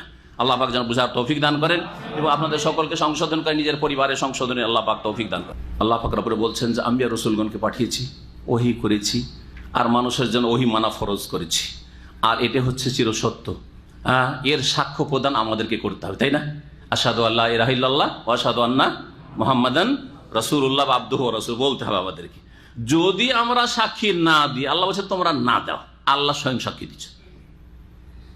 এবং আল্লাহর ফেরেশতারাও সাক্ষী দিচ্ছেন। তাই তারপরে আয়াত আল্লাহ বলছেন লাকিনিল্লাহু ইয়াশহাদু বিমা আনজালা ইলাইহি, তবে আল্লাহ শুনে রাখো সাক্ষ্য প্রদান করছেন বেমা আনজালা ইলাইহি, যেই কিতাব যে গ্রন্থ হে নবী তোমার প্রতি নাজিল করা হয়েছে সে সম্পর্কে, যে কোরআন সত্য। তুমি মানুষ যদি কোরআনের প্রতি বিশ্বাস না করো, আসমানি ওহীর প্রতি বিশ্বাস না করো, আল্লাহ স্বয়ং সাক্ষ্য প্রদান করছেন। আনজালাহু বিইলমিহি, আল্লাহ তার নিজ জ্ঞানে এই কিতাব নাজিল করেছেন। এমন না যে তার অজান্তে নেমে গেছে, অনেক সময় হয় তাই না? বাড়িতে একটা অঘটন ঘটে যাচ্ছে, আপনি খবরই রাখেন না, তাই না? আপনার মনের উল্টা বাড়িতে কোনো একটা সিদ্ধান্ত আপনার স্ত্রী করে ফেলেছে, আপনি খবরে রাখেন না, হয় না? হয় না? হচ্ছে, বা আপনার ভাই করে ফেলেছে, আপনার বাপ করে ফেলেছে, এখান থেকে টাকা পাঠাচ্ছেন আরো বন্ধকের সুদের জমি রাখছে। মেলা লোক আমাকে বলে যে এইদিকে টাকা পাঠাচ্ছে বাড়ির খরচের জন্য, আর ওইদিকে আমার স্ত্রী ওইদিকে সুদের ওপর টাকা লাগাচ্ছে। রাজশাহীর এক ভাই কিছুদিন আগে এরকম বলছে, আউযুবিল্লাহ। আর এক ভাই বলছে এইদিকে বাপকে টাকা পাঠাচ্ছে আর ওইদিকে বন্ধকের জমি ধরছে, সুদ খাচ্ছে। এই বেচারা খরচের জন্য টাকা পাঠাচ্ছে, ও টাকা শুধু, কারণ ওইদিকে সুদের লাগিয়েও বাড়াবার চেষ্টা করছে। আল্লাহ ধ্বংস করার জন্য প্রস্তুত হয়ে আছে সুদের টাকাকে, আর সুদখোরদেরকে ধ্বংস করার জন্য আল্লাহ প্রস্তুত। যুদ্ধের ঘোষণা আল্লাহ করে রেখেছে, ফাজানু বিহারবি মিনাল্লাহি ওয়া রাসূলি, বালা মুসিবতের শেষ নেই। তো আল্লাহ পাক রব্বুল আলামিন তার জ্ঞানের ভিত্তিতে নাজিল করেছেন। আল্লাহ জেনে যে আমার এই পছন্দনীয় বিধান, ওয়ারাদিতু লাকুমুল ইসলামা দীনা, আমার মনোনীত দিন হচ্ছে এই, নাজিল করেছি কোরআন কারীম। আর তার সাথে ওয়াল মালায়েকাতু ইয়াশহাদুন, ফেরেশতাগণ সাক্ষ্য প্রদান করছে, ওয়া কাফা বিল্লাহি শাহীদা, আর আল্লাহ সাক্ষী হিসাবে যথেষ্ট। আল্লাহর সাক্ষী যথেষ্ট। যিনি আল্লাহ বিধানদাতা কোরআন নাজিল করেছেন তিনি আল্লাহ সাক্ষীর জন্য যথেষ্ট। তোমরা সাক্ষী দাও আর না দাও, সারা দুনিয়া যদি উল্টো হয়ে যায় আল্লাহ পাকের কিছুই বাঁকা করতে পারবে, নিজের ক্ষতি করবে। ইন্নাল্লাযীনা কাফারু, তারপর আল্লাহ পাক কাফেরদের কথা, যারা আল্লাহ দ্রোহী তাদের কথা বর্ণনা করছেন, তাদের যে ভয়াবহ পরিণাম রয়েছে। বলছেন ইন্নাল্লাযীনা কাফারু, নিশ্চয় যারা কুফরি করে, ওয়াসাদ্দু আন সাবিলিল্লাহ, এবং অন্যদেরকে আল্লাহর রাস্তায় চলতে বাধা দান করে, আল্লাহর রাস্তায় বাধা সৃষ্টি করে, এরা আরো চরম নাফরমান। কাফের নিজে, তার সাথে সাথে অন্যকেও কাফের হতে বাধ্য করে। নাস্তিক অন্যদেরকে নাস্তিক করার চেষ্টা করে, বেদিন অন্যদেরকে বেদিন বানাবার চেষ্টা, বেনামাজি অন্যকে বেনামাজির সংখ্যা বাড়াবার চেষ্টা করে, মুশরিক কবর পূজারীর সংখ্যা বাড়াবার চেষ্টা করে, বেদাতির সংখ্যা বাড়ানোর চেষ্টা করে, বেদাতি বক্তারা বেদাতির সংখ্যা বাড়াচ্ছে না। হেরা এই আয়াতে শামিল। সুন্নতের রাস্তায় চলতে বাধা সৃষ্টি করে, তৌহিদ মানতে বাধা সৃষ্টি করে, কোরআন এবং হাদিসের দলিল মানতে বাধা সৃষ্টি করে। কি বুঝো কোরআনের? কয় হরে পড়েছো, কোন মাদ্রাসা পাশ করে এসছো যে তুমি কোরআন এবং হাদিস বুঝবে? আমরা বুঝতে পারি না, এতটি সাবজেক্ট পড়া লাগে, তারপর কোরআনের তাফসীর বোঝা যায়, আর তুমি কোরআন আর হাদিস বুঝতে শিখেছো। সৌদি আরবে গেছো কাজের জন্য, না ওখানে কি শিখে এসছো তুমি? এইভাবে আপনাকে হেউ করে তারা বাতিল ধর্ম, মন গড়া ধর্ম পালন করে। এরা আল্লাহ রাস্তায় চলতে বাধা সৃষ্টি করে। এদের জন্য কি শাস্তি শোনেন? বলছেন যে এরা নিজেরা কুফরি করে, হ্যাঁ, আর আল্লাহ রাস্তায় চলতে বাধা সৃষ্টি করে। তাদাল্লু দলালাম বাইদা, তারা ভীষণভাবে ভ্রষ্টতায় নিমজ্জিত হয়েছে, গুমরাহিতে নিমজ্জিত হয়েছে। ইন্নাল্লাযীনা কাফারু, নিশ্চয় যারা কুফরি করে, ওয়াজালামু, আর জুলম অত্যাচার করে। জুলুম আগে বলেছি, জুলুম কয় রকমের? 3 রকমের জুলুম। আল্লাহর হকে জুলুম, সবচেয়ে বড় জুলুম হচ্ছে শিরিক করা, হ্যাঁ। তারপরে আরেক জুলুম হচ্ছে যে কোনো গুনাহ করা, ফরজ অজেবে ঘাটতি করা অথবা হারাম নাজায়েজ কাজ করা। রসুলের ওপর জুলুম করা হচ্ছে বিদাতি কাজ করা, নবীর তরিকায় না। নবীর তরিকায় আপনাকে গোটা সাবানে 20টা রোজা রাখতে বলছে, 20টা রোজা রাখবেন না, ওই একটি রোজা রাখবেন না, ফরমানি করে জুলুম করলে না, নবীর ওপর। নবী সাল্লাল্লাহু আলাইহি ওয়াসাল্লাম তো 20-25টা রোজা রাখছে সাবান মাসে, আর আপনি একটা 15 সাবানের রোজা রাখবেন, কত অবাধ্য আপনি, জালেম, জি নবীর প্রতি জালেম। আর আরেক জুলুম, তৃতীয় জুলুম হচ্ছে জুলমুল ইবাদ, বান্দার উপর জুলুম করা, কারো বেঈমানি করা, কাউকে মারধর করা, কারো হক মারা ইত্যাদি। যারা কুফরি করে, জুলুম করে, লাম ইয়াকুনিল্লাহু লিয়াগফিরা লাহুম, আল্লাহ তাদেরকে ক্ষমা করার নন। আল্লাহ ক্ষমা করবেন। কুফরি অবস্থায় যদি মারা যায় কখনো ক্ষমা করবেন না, শিরকের অবস্থা মারা যায় কখনো ক্ষমা করবেন না, ঈমান ভঙ্গ করে মারা যায় কখনো ক্ষমা করবেন না। আর অন্য পাপ করে যদি মারা যায় তো ইচ্ছা হলে আল্লাহ ক্ষমা করবেন তার রহমতে, আর না হলে আল্লাহ পাক আযাব শাস্তি দেবেন। ওয়ালালি ইয়াহদিয়াহুম তারিকা, আর যারা এরকম জুলুম অত্যাচার করে, কুফরিতে লিপ্ত হয়, তাদেরকে আল্লাহ পাক সঠিক রাস্তা দেখান না। কি রাস্তা দেখান? ইল্লা তারিকা জাহান্নাম, তবে জাহান্নামের রাস্তা দেখান, জাহান্নামের রাস্তা দেখিয়ে দেন। যারা যেই পথ নাই সেই পথকে আল্লাহ সহজ করে দেন। জি, খালিদিনা ফিহা আবাদা, সেখানে তারা চিরস্থায়ী হবে। ওয়া কানা যালিকা আলাল্লাহি ইয়াসীরা, এটা আল্লাহর জন্য বড় সহজ, আল্লাহর জন্য বড় সহজ, হেদায়াত করা বড় সহজ। হেদায়াত যদি চান তাহলে ওহী দিয়ে, আর যদি গুমরাহ হতে চান তো জাহান্নামে পৌঁছে দেওয়া বড় সহজ, পাকড়াও করা ধরাও বড় সহজ, আল্লাহর আযাব নাযিল করা আল্লাহর জন্য বড় সহজ, আল্লাহর জন্য সব সহজ। ইয়া আইয়ুহান নাস, হে মানব সকল, কাদ জাআকুম রাসূলুম বিল হাক্কি মির রাব্বিকুম, তোমাদের কাছে রাসূল সাল্লাল্লাহু আলাইহি ওয়াসাল্লাম আগমন করেছেন সত্য সহকারী, মির রাব্বিকুম, তোমাদের প্রতিপালকের পক্ষ থেকে, ফাআমিনু, সুতরাং তোমরা বিশ্বাস স্থাপন করো, ঈমান নিয়ে আসো, মুমিন মুসলিম হয়ে যাও, খাইরাল লাকুম, যেটা তোমাদের জন্য কল্যাণকর হবে, মঙ্গলময় হবে। ওয়া ইন তাকফুরু, আর যদি তোমরা অমান্য করো, অস্বীকার করো, তাহলে আল্লাহর ক্ষতি করতে পারবে না, আল্লাহ রাসূল সাল্লাল্লাহু আলাইহি ওয়াসাল্লামের ক্ষতি করতে পারবে না, দিনের কোনো ক্ষতি করলে না, বরং শুনে রাখো, ফাইন্না লিল্লাহি মা ফিস সামাওয়াতি ওয়া মা ফিল আরদ, আকাশসমূহ আর জমিনে যা কিছু রয়েছে, যে কেউ রয়েছে, সব কিছুর মালিকানা আল্লাহর হাতে, সব কিছুর মালিক আল্লাহ। যখন আল্লাহ মালিক, তো আল্লাহর দিনকে অবজ্ঞা করে, রসুলের দাওয়াতকে অস্বীকার করে আল্লাহর ক্ষতি করতে পারবে? কোনো ক্ষতি করতে পারবে না, নিজের ক্ষতি করবে। তুমি যদি আল্লাহর দিন মেনে নিতে আসমানি সিলেবাস, তোমার দুনিয়া আখিরাতের কল্যাণ হইত, তুমি সুখী হতে। আর আল্লাহর দিনকে যদি অস্বীকার করো, আল্লাহর দিন থেকে সরে যাও, পাপের জীবন যাপন করো, ফরজ ওয়াজিবের হেফাজত না করো, ফজর নামাজের হেফাজত না করো, নিজেকে ক্ষতিগ্রস্ত করবে। ওয়াকান আল্লাহু আলিমান হাকিমা, আল্লাহ পাক রব্বুল আলামিন সর্বজ্ঞ এবং প্রজ্ঞাময়। তারপরে মহান আল্লাহ আর একটি গুরুত্বপূর্ণ বিধান বর্ণনা করেছেন। কোরআনে কারিমে সবগুলি কথা গুরুত্বপূর্ণ, কিন্তু এক একটি বিষয় আমাদের জীবনের দিকে লক্ষ্য করলে খুব গুরুত্বপূর্ণ।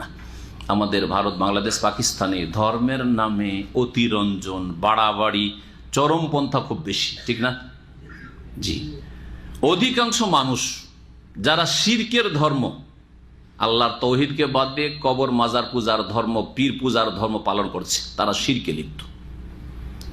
অধিকাংশ লোক যারা বিদাতি ধর্মকর্ম করছে, মিলাদ, কিয়াম, শবে বরাত, শবে মেরাজ, হ্যাঁ, আর তারপরে কোরআন খানি, বক্সানো, আর তারপরে চিল্লা, আর এইরকম বহু বিদাত, নিয়ত পড়া, জায়নামাজের দোয়া পড়া, সম্মিলিত মোনাজাত, হ্যাঁ, তারপরে নামাজের কাফারা ধরা, হ্যাঁ, উমরি কাজা, বিদাতের শেষ নাই, বিদাতের শেষ নেই, তাই না?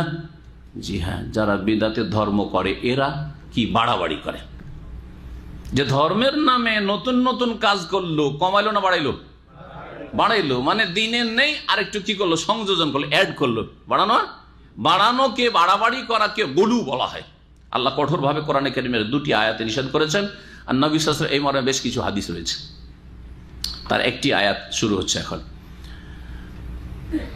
আর ঘাটতি, দিনের ক্ষেত্রে ঘাটতি, যেমন বাড়াবাড়ি বর্জনীয়, তেমনি ঘাটতিও বর্জনীয়। দিনের ক্ষেত্রে ঘাটতি করে কারা? যারা বিভিন্ন রকমের শিরক বিদআতের পাপ ছাড়া যেগুলোকে পাপ মনে করে করে, যে পাপী সেও বুঝে যেগুলো পাপ, ওগুলো হচ্ছে ঘাটতি করা। যেমন ফরজ, 5 ওয়াক্ত নামাজ ফরজ, প্রত্যেক মুসলিম জানে না? জানে না। তারপরে 5 ওয়াক্ত পড়ে না, 4 ওয়াক্ত পড়ে, ফজর পড়ে না। ফজর পড়ে সূর্য ওঠার পরে। বাড়াইলো না ঘটাইলো? হ্যাঁ, কমাইলো, ঠিক না? কমাইলো। এই যে কমালো, হারাম না যায়, যেগুলো হারাম আল্লাহ করেছেন সে হারামগুলি করলো, হারাম খেলো, কমাইলো। বোঝা গেছে না? তো যারা পাপকে পাপ জেনে ওই পাপগুলি করে, তারা ঘাটতি করে। তারা কি করে? ঘাটতি করে। এটাকে তাফরিত বলা হয়, তাফরিত। আর বাড়তি করা, অতিরঞ্জন, অতিরিক্ত কিছু করাকে বলা ইফরাত বা গুলু বলা হয়। গুলু আরবি ভাষা, অথবা ইফরাত, বাড়াবাড়ি করা। যারা মুসলিম শাসক ছাড়া যুবক কিছু পোলাপান বলে আমরাই জেহাদ করব, এরা কমাইলো না বাড়াইলো? বাড়াইলো, এরা গলু করে। যারা এই কবর মাজার পূজার ধর্মকে ইসলাম বলে মনে করে, তারা ধর্মে কমাইলো না বাড়াইলো? বাড়াইলো। যারা যতগুলি বিদাতি কাজ করে সেগুলি কমাইলো না বাড়াইলো? নামাজ শুরু হচ্ছে আল্লাহু আকবার দিয়ে, তার আগে আরো 3-4টা বাড়াইলো। বাড়াইলো না? নাওয়াইতো, হ্যাঁ, আন উসাল্লিয়া, ইন্নী ওয়াজহাতু, হ্যাঁ, তারপরে ইক্তাদাইতু বিহাজাল ইমাম, ইমাম হইলে আনা ইমামুল লিমান হাজার আমাল্লাহ হাজর। সালাম ফিরার সাথে নামাজ শেষ হয়ে যায়, বলছে আমাদের আরো বাকি আছে। কেউ যদি উঠে যায়, মারপিট শুরু করে দিবে, কেন উঠলি তুই মোনাজাত না করে? হ্যাঁ, কথা বোঝা গেছে? কেউ যদি 8 রাকাত তারাই পড়ে চলে যায়, কেন উঠলি তুই? আমাদের মসজিদে আসবে না, যারা আট পড়ে বেরিয়ে যায়, মসজিদ থেকে ধাক্কা দিয়ে বের করে দিবে, আর যেন না আসে, তারা ডিস্টার্ব করছে আমাদের, ঠিক না? হ্যাঁ, বাড়াইলো না বাড়াইলো না? আরে নবী মোহাম্মদ মাকান ইয়াজিদ ফি রমাদান ওয়ালা ফি গায়রা ইহদা 10 রাকাত, নবী সাল্লাল্লাহু আলাইহি ওয়াসাল্লাম রমজানে হোক অন্য মাসে হোক 11 রাকাতের বেশি পড়েননি। 11 রাত এত ভালো ছিল, এত সুন্দর ছিল, এত লম্বা ছিল যে ফালা তাসআল আন হুসনিহিন্না ওয়া তুলিহিন্না, কত যে সুন্দর কোয়ালিটি নামাজ ছিল আর কত যে লম্বা দীর্ঘ নামাজ ছিল, জিজ্ঞাসাই করিও না। 8 রাকাত নামাজ পড়তে পড়তে সাহরির সময় হয়ে যায়। আর আপনি মুরগি ঠোকর মারবেন আর 20-এর কম পড়বেন না, যে 20 নবী সাল্লাল্লাহু আলাইহি ওয়াসাল্লামও দিলেন না, আবু বকরও দিলেন না, ওমরও দিলেন না, মিথ্যা কথাও মারেন না। ওমর রাদিয়াল্লাহু তাআলা আবু উবাই বিন কাব আর তামিম দারি 11 রাকাত পড়াইতে বলেছে, সহিহ হাদিস মুওয়াত্তা মালিকে আছে। জি হ্যাঁ, আর ওসমান রাদিয়াল্লাহু তাআলাও দেননি, আর আলী রাদিয়াল্লাহু তাআলাও দেননি, আর তার বেশিও দেননি। কিন্তু নফলের নিয়ে তো যদি পড়তে চান তাহলে আপনি এইভাবে একবারে বাধ্য করে দিলেন মানুষকে যে তোকে 20ই পড়তে হবে। কোনোদিন 20 পড়েন, কোনোদিন 30 পড়েন, কোনোদিন 40 পড়েন, কোনোদিন 100 পড়েন, সারা পড়তেই থাকেন। কেন আপনি ওই 20-এর জন্য বাধ্য করবেন? আর যদি আপনি নিজেকে বাধ্য করেন আমি 20ই পড়বো, তো অন্যকে কেন বাধ্য করবেন? অন্যের উপর জবরদস্তি কেন? রসুলের তরিকা ছাড়া অন্য কোনো তরিকা চাপিয়ে দেবেন? আরে নবীর তরিকা হলে চাপিয়ে দিলে তো একটা যুক্তি আছে, তারপর তো আমরা চাপাই না। আমাদের এটা উদারত, আলহামদুলিল্লাহ। ভালো করে শুনে রাখবেন যে আমরা নবী সাল্লাল্লাহু আলাইহি ওয়াসাল্লামের সুন্নতকেও কারোর জবরদস্তি চাপাবার চেষ্টা করি না, বয়ান করে দিই। আপনার যদি নাজাতের ইচ্ছা থাকে নবীর রাস্তা ধরে নেন, আর না মানবেন আপনি যান, যেখানে যাবেন সেখানে যান। জবরদস্তি করেছি কখনো? আমি আমার দিনী ভাইদেরকে, সহিহ আকীদার ভাইদেরকে, বন্ধুদেরকে বলি না যে জবরদস্তি করবেন, কারোর সাথে তর্ক করবেন না, কোনো তর্কের দরকার নেই। হ্যাঁ, তর্কের দরকার নেই। আপনি আপনার কথা বয়ান করে দেন, সে তার কথা বয়ান করে বেড়াক। আপনার কথা কাউকে ভালো লাগে নেবে, আর না লাগে ছেড়ে দিক। জি, কিয়ামতের দিনে যখন আল্লাহ ধরবে যে তোর কাছে সহি কথা পৌঁছেছিল কিনা, আল্লাহ শুনেছিলাম কিন্তু মানিনি, কাজ হয়ে গেছে আমাদের, তাই না? কাজ হয়ে গেছে, জিতে গেছি, তাই না? আল্লাহর কাছে ধরা খেয়ে যাবে, কারণ আমরা তাদের কানে পৌঁছে দিয়েছি হক কথা, কোরআন সুন্নাহর কথা। বাড়াবাড়ির কথা এখানে বর্ণনা করা হয়েছে। জি, দিন ইসলামে বাড়াবাড়িও বর্জনীয় আর ঘাটতি কমতিও বর্জনীয়। পালন করতে হবে তাহলে দিন কতটা? যতটা আল্লাহ আসমান থেকে নাজিল করেছেন, এবং যতটা দিনের ওপর আল্লাহ পাক রব্বুল আলামিন রাসূল সাল্লাল্লাহু আলাইহি ওয়াসাল্লাম আমাদেরকে, সাহাবায়ে কেরামদেরকে ছেড়ে গেছে। বুঝা গেছে না? নবী সাল্লাল্লাহু আলাইহি ওয়াসাল্লামের জামানায় যেটা দিন ছিল সেটাই দিন, তার অতিরিক্ত কোনোটাই দিন না, সেটা মন গড়া কথা। নবী সাল্লাল্লাহু আলাইহি ওয়াসাল্লাম সাহাবায়ে যে দিনটা পালন করেছে, ওই দিন পালন করলেই আপনি জান্নাতের রাস্তায় আছেন। ফিরকা নাজিয়া, মা আনা আলাইহিল ইয়াউমা ওয়া আসহাবি। যখন জান্নাতি দল সম্পর্কে 73টার মধ্যে জিজ্ঞাসা করা হলো, তখন নবী সাল্লাল্লাহু আলাইহি ওয়াসাল্লাম কি বলেছিলেন? হ্যাঁ, নাম বলেনি, বলেছিলেন মা আনা আলাইহিল ইয়াউম, আজকে যেই দিনের ওপর, আদর্শের ওপর আমি আছি, ও আসহাবি, আমার সাথী সঙ্গী সহচরগণ যেই পথের ওপর, মতের ওপর আছেন, আদর্শের ওপর, এর ওপর যারা কিয়ামত পর্যন্ত থাকবে তারাই হচ্ছে নাজাত প্রাপ্ত দল, তারাই হচ্ছে জান্নাতি দল। তো জান্নাতি দল হইলে নবী সাল্লাল্লাহু আলাইহি ওয়াসাল্লামের জামানায় যে ইসলাম ছিল সেই ইসলাম খুঁজে নেন। সেই জমানায় কয়টা মযহাব ছিল, আর সেই জমানায় মযহাব মানা ফরজ ছিল না সুন্নাত ছিল? হ্যাঁ, সেই জমানায় ইমাম আবু হানিফার বয়স কত ছিল রাসূলুল্লাহ সাল্লাল্লাহু আলাইহি ওয়াসাল্লাম জামানায়? আর ইমাম শাফি, মালিক, আহমদের কত বয়স ছিল? আর মদিনার লোকেরা আর মক্কার লোকেরা কোন মযহাবের অনুসারী ছিল নবীর জামানায়, সাহাবায়ে কেরামদের জামানায়? এগুলো উত্তর আছে আপনাদের কাছে? সাহাবীরা কোন মযহাব মানত? হানফি, শাফেঈ, মালিকি, না হাম্বলি? কোনটা না। তারা কি ছিল? রাসূলুল্লাহ সাল্লাল্লাহু আলাইহি ওয়াসাল্লামের অনুসারী। কয় ভাগে ভাগ ছিল তাদের? 4টা। নকশবন্দি, চিশতিয়া তরিকার, সাবেরিয়া তরিকার, সারসিনা, চরমনাই। হ্যাঁ, তারা কি ছিল? সবাই মুহাম্মাদি ছিল, মুহাম্মদ সাল্লাল্লাহু আলাইহি ওয়াসাল্লাম অনুসারী। উম্মাতান ওয়াহিদা, একটি জাতি না 4টা? এক উম্মত ছিলেন। আপনাদেরকে এক উম্মত হইতে বলছি, এক উম্মত হয়ে যান। জি, আল্লাহ এক উম্মত করে সৃষ্টি করেছেন আদম আলাইহিস সালাম। জি, আদম আলাইহিস সালামের ছেলে মেয়েদেরকে।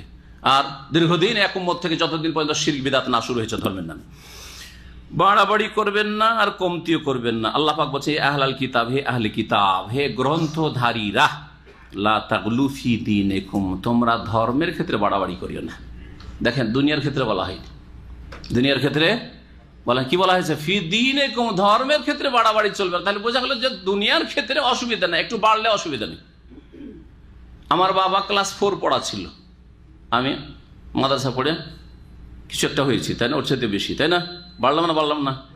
আমার বাবা শুধু হজে কোন রকম এসেছে, আমি আলহামদুলিল্লাহ অনেক হজ করেছি, অনেক উমরা করেছি আলহামদুলিল্লাহ, আর সৌদি আরবে থাকছি, বাড়লাম না দুনিয়া এইটা, তাই না?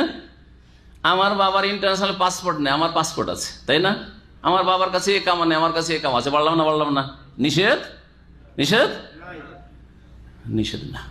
ধর্মের ক্ষেত্রে বাড়াবাড়ি করিও না, যেটা দিনে নেই, ধর্মে নেই, রাসূলুল্লাহ সাল্লাল্লাহু আলাইহি ওয়াসাল্লামের, সেইটা তুমি ধর্ম হিসাবে পালন করিও না। শবে বারাত নেই, সুতরাং শবে বারাত করিও না। ভাগ্য রজনী 15 শাবানের রাত নয়, সুতরাং এটা মনে করিও না, ভ্রান্ত ধারণা। এই দিনে রোজা রাখা খাস করে নেই, সুতরাং রাখিও না। হ্যাঁ, বোঝা গেছে? এই রাতে নফল পড়া নেই, সুতরাং নফল পড়িও না। বোঝা গেছে না? যায়নি? লা তাগুলু ফি দীনিকুম, দিনের ক্ষেত্রে, তোমাদের ধর্মের ক্ষেত্রে বাড়াবাড়ি করিও না। বাড়াবাড়ি ব্যক্তির ক্ষেত্রে হইতে পারে অতিরঞ্জন, আবার বিধিবিধানের ক্ষেত্রে হইতে পারে। ইহুদি খ্রিস্টানরা এইরকম করেছিল। আহলে কিতাবকে না সম্বোধন করা হয়েছে, কি জন্য? শুধু আহলে কিতাবের কাহিনী বর্ণনা করা হয়েছে না আমাদেরকে সতর্ক করা হয়েছে? আমাদেরকে সতর্ক করা হয়েছে। দেখো, আহলে কিতাবরা ধর্মের নামে বাড়াবাড়ি অতিরঞ্জন করেছিল। হে শেষ নবীর উম্মত মুসলিমরা, তোমরা এই কাজ করিও না। বোঝা গেছে না? জি হ্যাঁ। আহলে কিতাবরা কেমন বাড়াবাড়ি করেছিল? ব্যক্তির ক্ষেত্রে বাড়াবাড়ি করেছিল। যেমন ঈসা আলাইহিস সালাম সম্পর্কে বাড়াবাড়ি করলো খ্রিস্টানরা। কি করলো? একদল বলল যে ঈসাই হচ্ছে আল্লাহ, যিনি ঈসা তিনি আল্লাহ। বোঝা গেছে না? 3টা ফিরকা হয়েছিল, প্রথম 3 দলে বিভক্ত হয়েছিল, তারপরে 72 গেছে তারা। একদল বলল যে যিনি আল্লাহ তিনি ঈসা, আল্লাহ ঈসা রূপে নেমে এসেছে এবং আল্লাহ কি হয়েছে? প্রাণ দিয়েছে আমাদের কাফারা হিসাবে। ঈসা আলাইহিস সালামকে সুলিয়েছে, মানে ঈসা আল্লাহ প্রাণ দিয়েছে আমাদের কাফারা হিসাবে। জি, একদল। আর একদল বলছেন না, ঈসা আল্লাহ নয়, যিনি আল্লাহ তিনি ঈসা না, ঈসা আল্লাহর পুত্র, সান অফ গড, ইবনুল্লাহ। বোঝা গেছে? আর একদল না, আল্লাহর পুত্র না, 3 এলা আছে, এক এলা না, 3 এলা আছে। 3 এলার এক হচ্ছে আল্লাহ, 3 ঈশ্বরের, আর এক হচ্ছে মেরি ঈশ্বর, মারিয়াম ঈশ্বর, আর একটা তৃতীয় ঈশ্বর হচ্ছে ঈসা, জিসাস ক্রাইস্ট, ঈশ্বর, 3 ঈশ্বর। জি, সবগুলিকে আল্লাহ কাফের বলেছেন। লাকাদ কাফারাল্লাযিনা ক্বালু ইন্নাল্লাহু আল মাসীহু ইবনু মারইয়াম, লাকাদ কাফারাল্লাযিনা ক্বালু ইন্নাল্লাহা সালিসু সালাসা। জি হ্যাঁ, ব্যক্তির ক্ষেত্রে তাহলে অতিরঞ্জন শুনলেন, তাই না? এখন বিধিবিধানের ক্ষেত্রে অতিরঞ্জন। শরীয়তের বিধিবিধান আল্লাহ নাযিল করেছেন কার উপর? নবী রাসূলের উপর, তাই না? আমাদেরকে কার মাধ্যমে জানতে হবে? রাসূলের মাধ্যমে। রাসূল যেটাকে হারাম করেছেন হারাম, রাসূল যেটাকে হালাল করেছেন হালাল। এর ভিন্ন কি আমাদের অধিকার আছে? যে আল্লাহ বললেন না, রসুলও নেই, কোরআনও নেই, হাদিসে নেই, আমি দিলাম আজকে হারাম করে।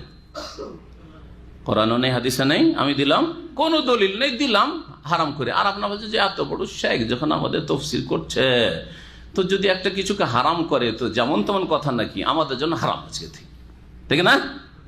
এটা হচ্ছে বাড়াবাড়ি। এটা কি? গলু হারাম, এটা হারাম। এই কাজটা ইহুদি নাসারারা করেছে। আর এই কাজটা মুসলিম এক শ্রেণীর গোঁড়া, যারা গোঁড়া অন্ধভাবে ব্যক্তি অনুসরণ করে, তারা করেছে, তাদের অনুসরণ করেছে। কেমন করে বুঝেন? খ্রিস্টান ধর্মে এখনো ভ্যাটিকানের যে তাদের বড় বাবা, তার এই অধিকার রয়েছে যে ধর্মের ক্ষেত্রে যে কোনো বিধান সে দিতে পারে খ্রিস্টান জগৎকে, তার এই অথরিটি রয়েছে। বুঝা গেছে না? তাহলে এটা বাড়াবাড়ি করলো না? বিধান দাতা আল্লাহ, আর বিধান শোনাবেন তার জন্য আল্লাহ পাঠিয়েছিলেন কাকে? ঈসা আলাইহিস সালামকে, আর তারপরে শেষ রসুলকে পাঠিয়েছেন, ঠিক না? কিন্তু তারা যুগে যুগে পুরোহিত আর পণ্ডিতদেরকে, তাদের পণ্ডিত যারা ধর্মগুরু, তাদেরকে এই ক্ষমতা দিয়ে দেওয়া হয়েছে যে যেটা বলবে হালাল হালাল, যেটা হারাম বলবে হারাম। এই জন্যই সূরা তওবাতে আল্লাহ আয়াত নাযিল করেছেন এই খ্রিস্টান ইহুদিদের সম্পর্কে, ইত্তাখাযু আহবারাহুম ওয়া রুহবানাহুম আরবাবা মিন দুনিল্লাহ, তাদের পুরোহিত আর পণ্ডিতদেরকে তারা আল্লাহকে বাদ দিয়ে রব বানিয়ে ফেলেছে। আদি বিন হাতেম তখন জিজ্ঞেস করেছেন, খ্রিস্টান ছিলেন তিনি, আরব জগতের, মুসলিম হয়েছেন, ইয়া রাসূলুল্লাহ ইন্নাল্লাহ নাবুদুহুম, আমরা তো আমাদের পুরোহিত আর পণ্ডিতদের পূজা করি না। কেমন কথা? আল্লাহ বলছে আমরা রব বানাই, আমরা তো রব বানাইনি। তখন রাসূলুল্লাহ সাল্লাল্লাহু আলাইহি ওয়াসাল্লাম, তিরমিজিতে হাদিস রয়েছে যে তোমরা কি এটা করো না? তোমাদের পুরোহিত পণ্ডিতরা, তোমাদের পোপরা যখন কোনো কিছুকে হালাল করে দেয়, হারাম জিনিসকে, তখন হালাল হয়ে যায়, আর কোনোটাকে হারাম ঘোষণা করে তখন হারাম হয়ে যায়। এটা মানো না অন্ধভাবে? হ্যাঁ, ওইটা করি। তিলকা ইবাদাতুকুম ইবাদাতুহুম ইয়াহু, এইটি হচ্ছে তাদের ইবাদত করা, তাদের পূজা করা, তাদেরকে রব বানিয়ে নেওয়া। তোমরা রব বানিয়ে ফেলেছো। আজকে যদি বিনা দলিলে আপনার পীর সাহেব বলে মুরিদের জন্য মানা ফরজ, পীরেরা শিখাই না, পীরের কিতাবে নেই, পীরের কিতাবে কে নেই। যদি পীর সাহেব দেখেন যা বলে আপনি কিন্তু অন্ধভাবে মেনে নেবেন। পীর সাহেব যদি বলে যাই নামাজকে হক্কানি পীর বলছে, এক হক্কানি পীর, হক্কানি বলে কিছু নেই, তাদের ভাষায় হক্কানি পীর বলছে, যাই নামাজকে মদে ডুবিয়ে যদি নামাজ পড়তে বলে আপনি আপত্তি করবেন, আছে না নাই তাদের কিতাবে?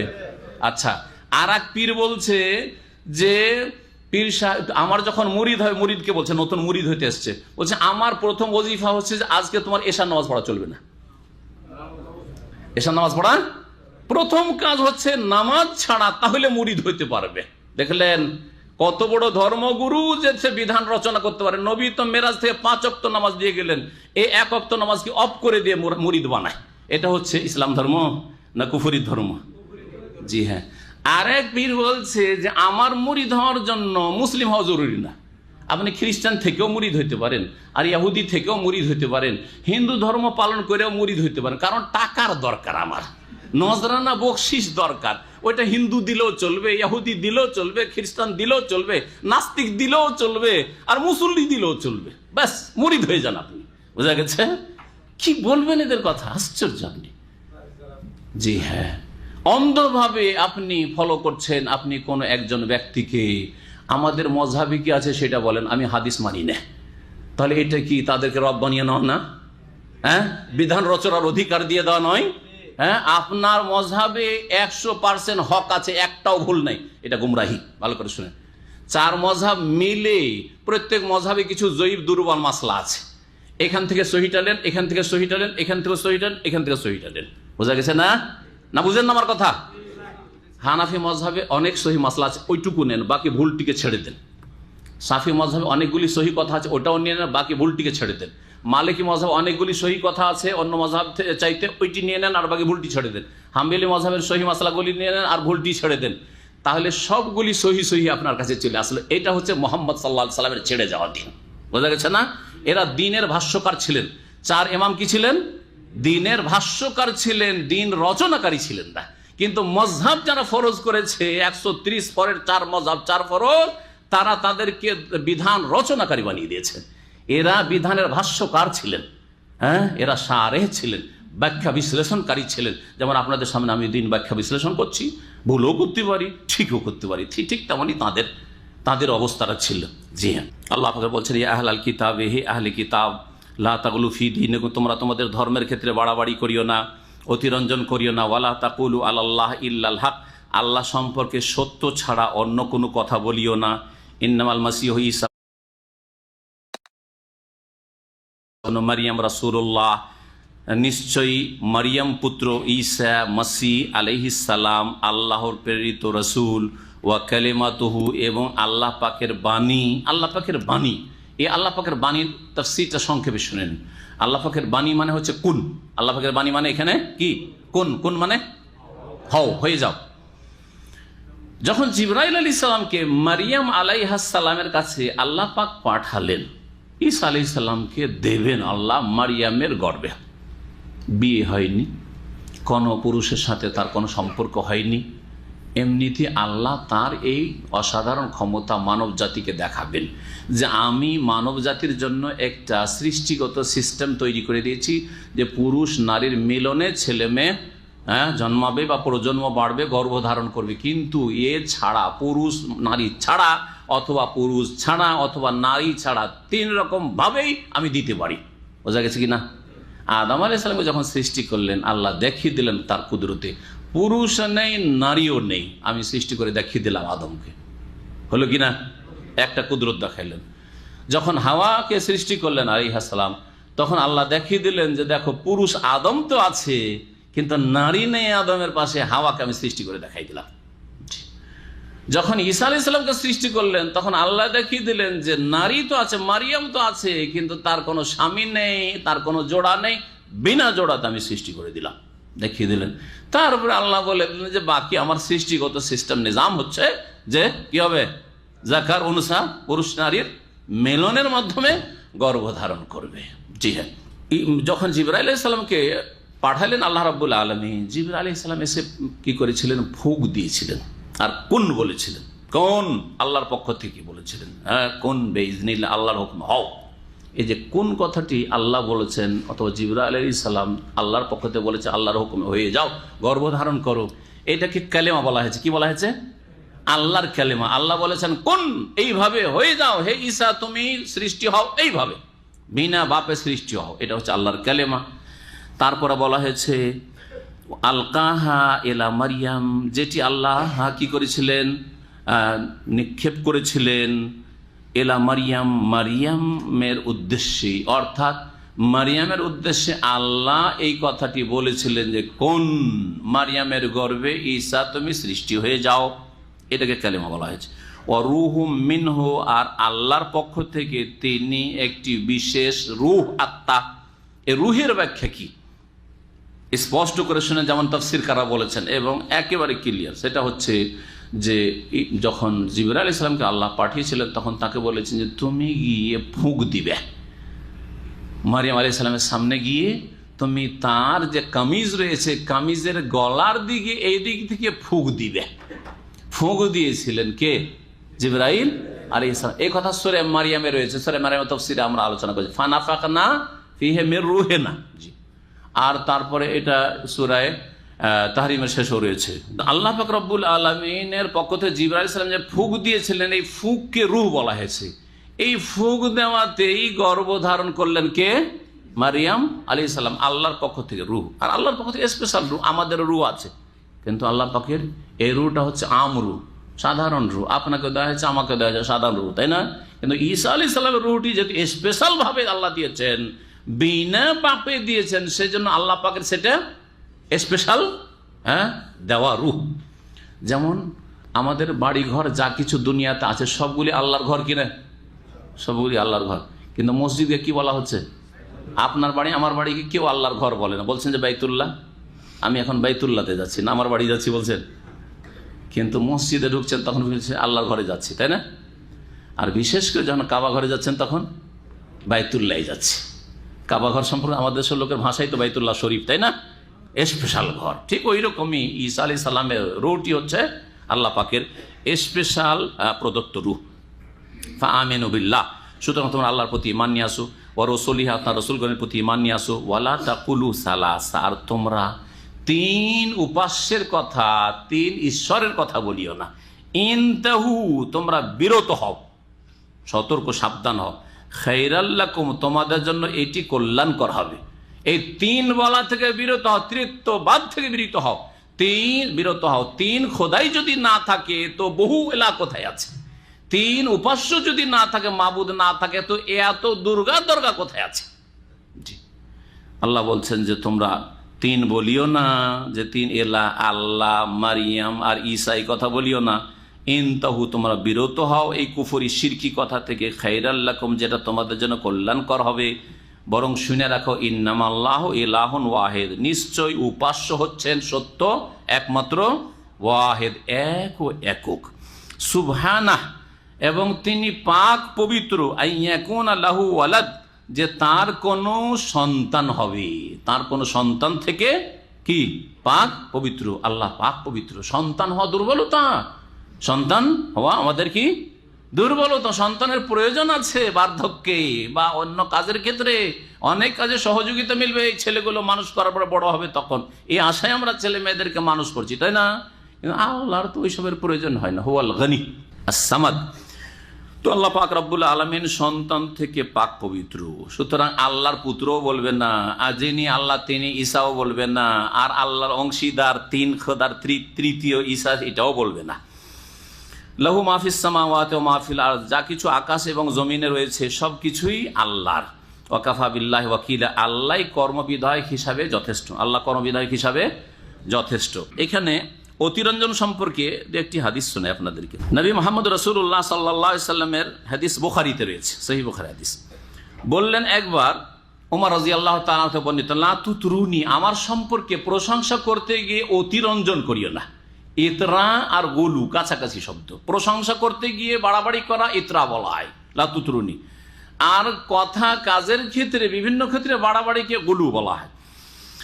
তোমরা বাড়াবাড়ি করে না আমার সম্পর্কে, কামা আতরাতিন নাসারা, যেমন খ্রিস্টানরা বাড়াবাড়ি করেছে ঈসা বিন মারিয়াম, মারিয়াম পুত্র ঈসা সম্পর্কে। ইন্নামা আনা আবদুন, আমি একজন গোলাম ছাড়া, দাস ছাড়া আর কিছু নই।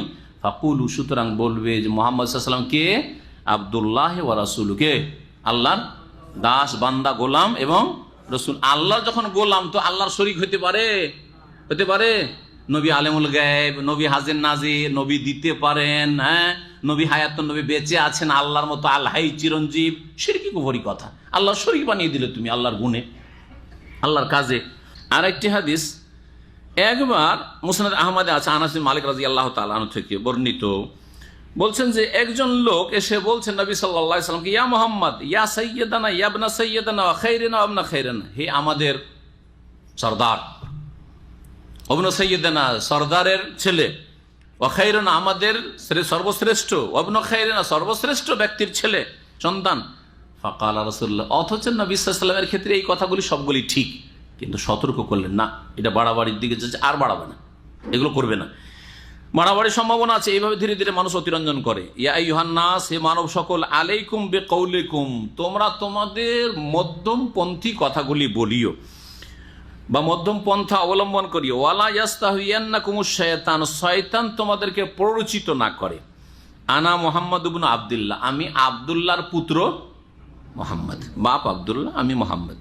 আব্দুল্লাহ ওয়া রাসূল, আল্লাহর বান্দা এবং তার রাসূল। ওয়াল্লাহি, আল্লাহর কসম করে বলছি, মা উহিব্বু আন তারফাউনি ফাওকা মানজিলাতি আল্লাতী আনজালানি আল্লাহু আযজা ওয়া জাল্লা, আমি পছন্দ করি না যে আমাকে যেই মর্যাদায় আল্লাহ রেখেছেন সেখান থেকে উপরে উঠাবে। হ্যাঁ, কিয়ামতের মাঠে আল্লাহ পাক রব্বুল আলামিন নবীকে তার আরশে বসিয়ে নেবেন।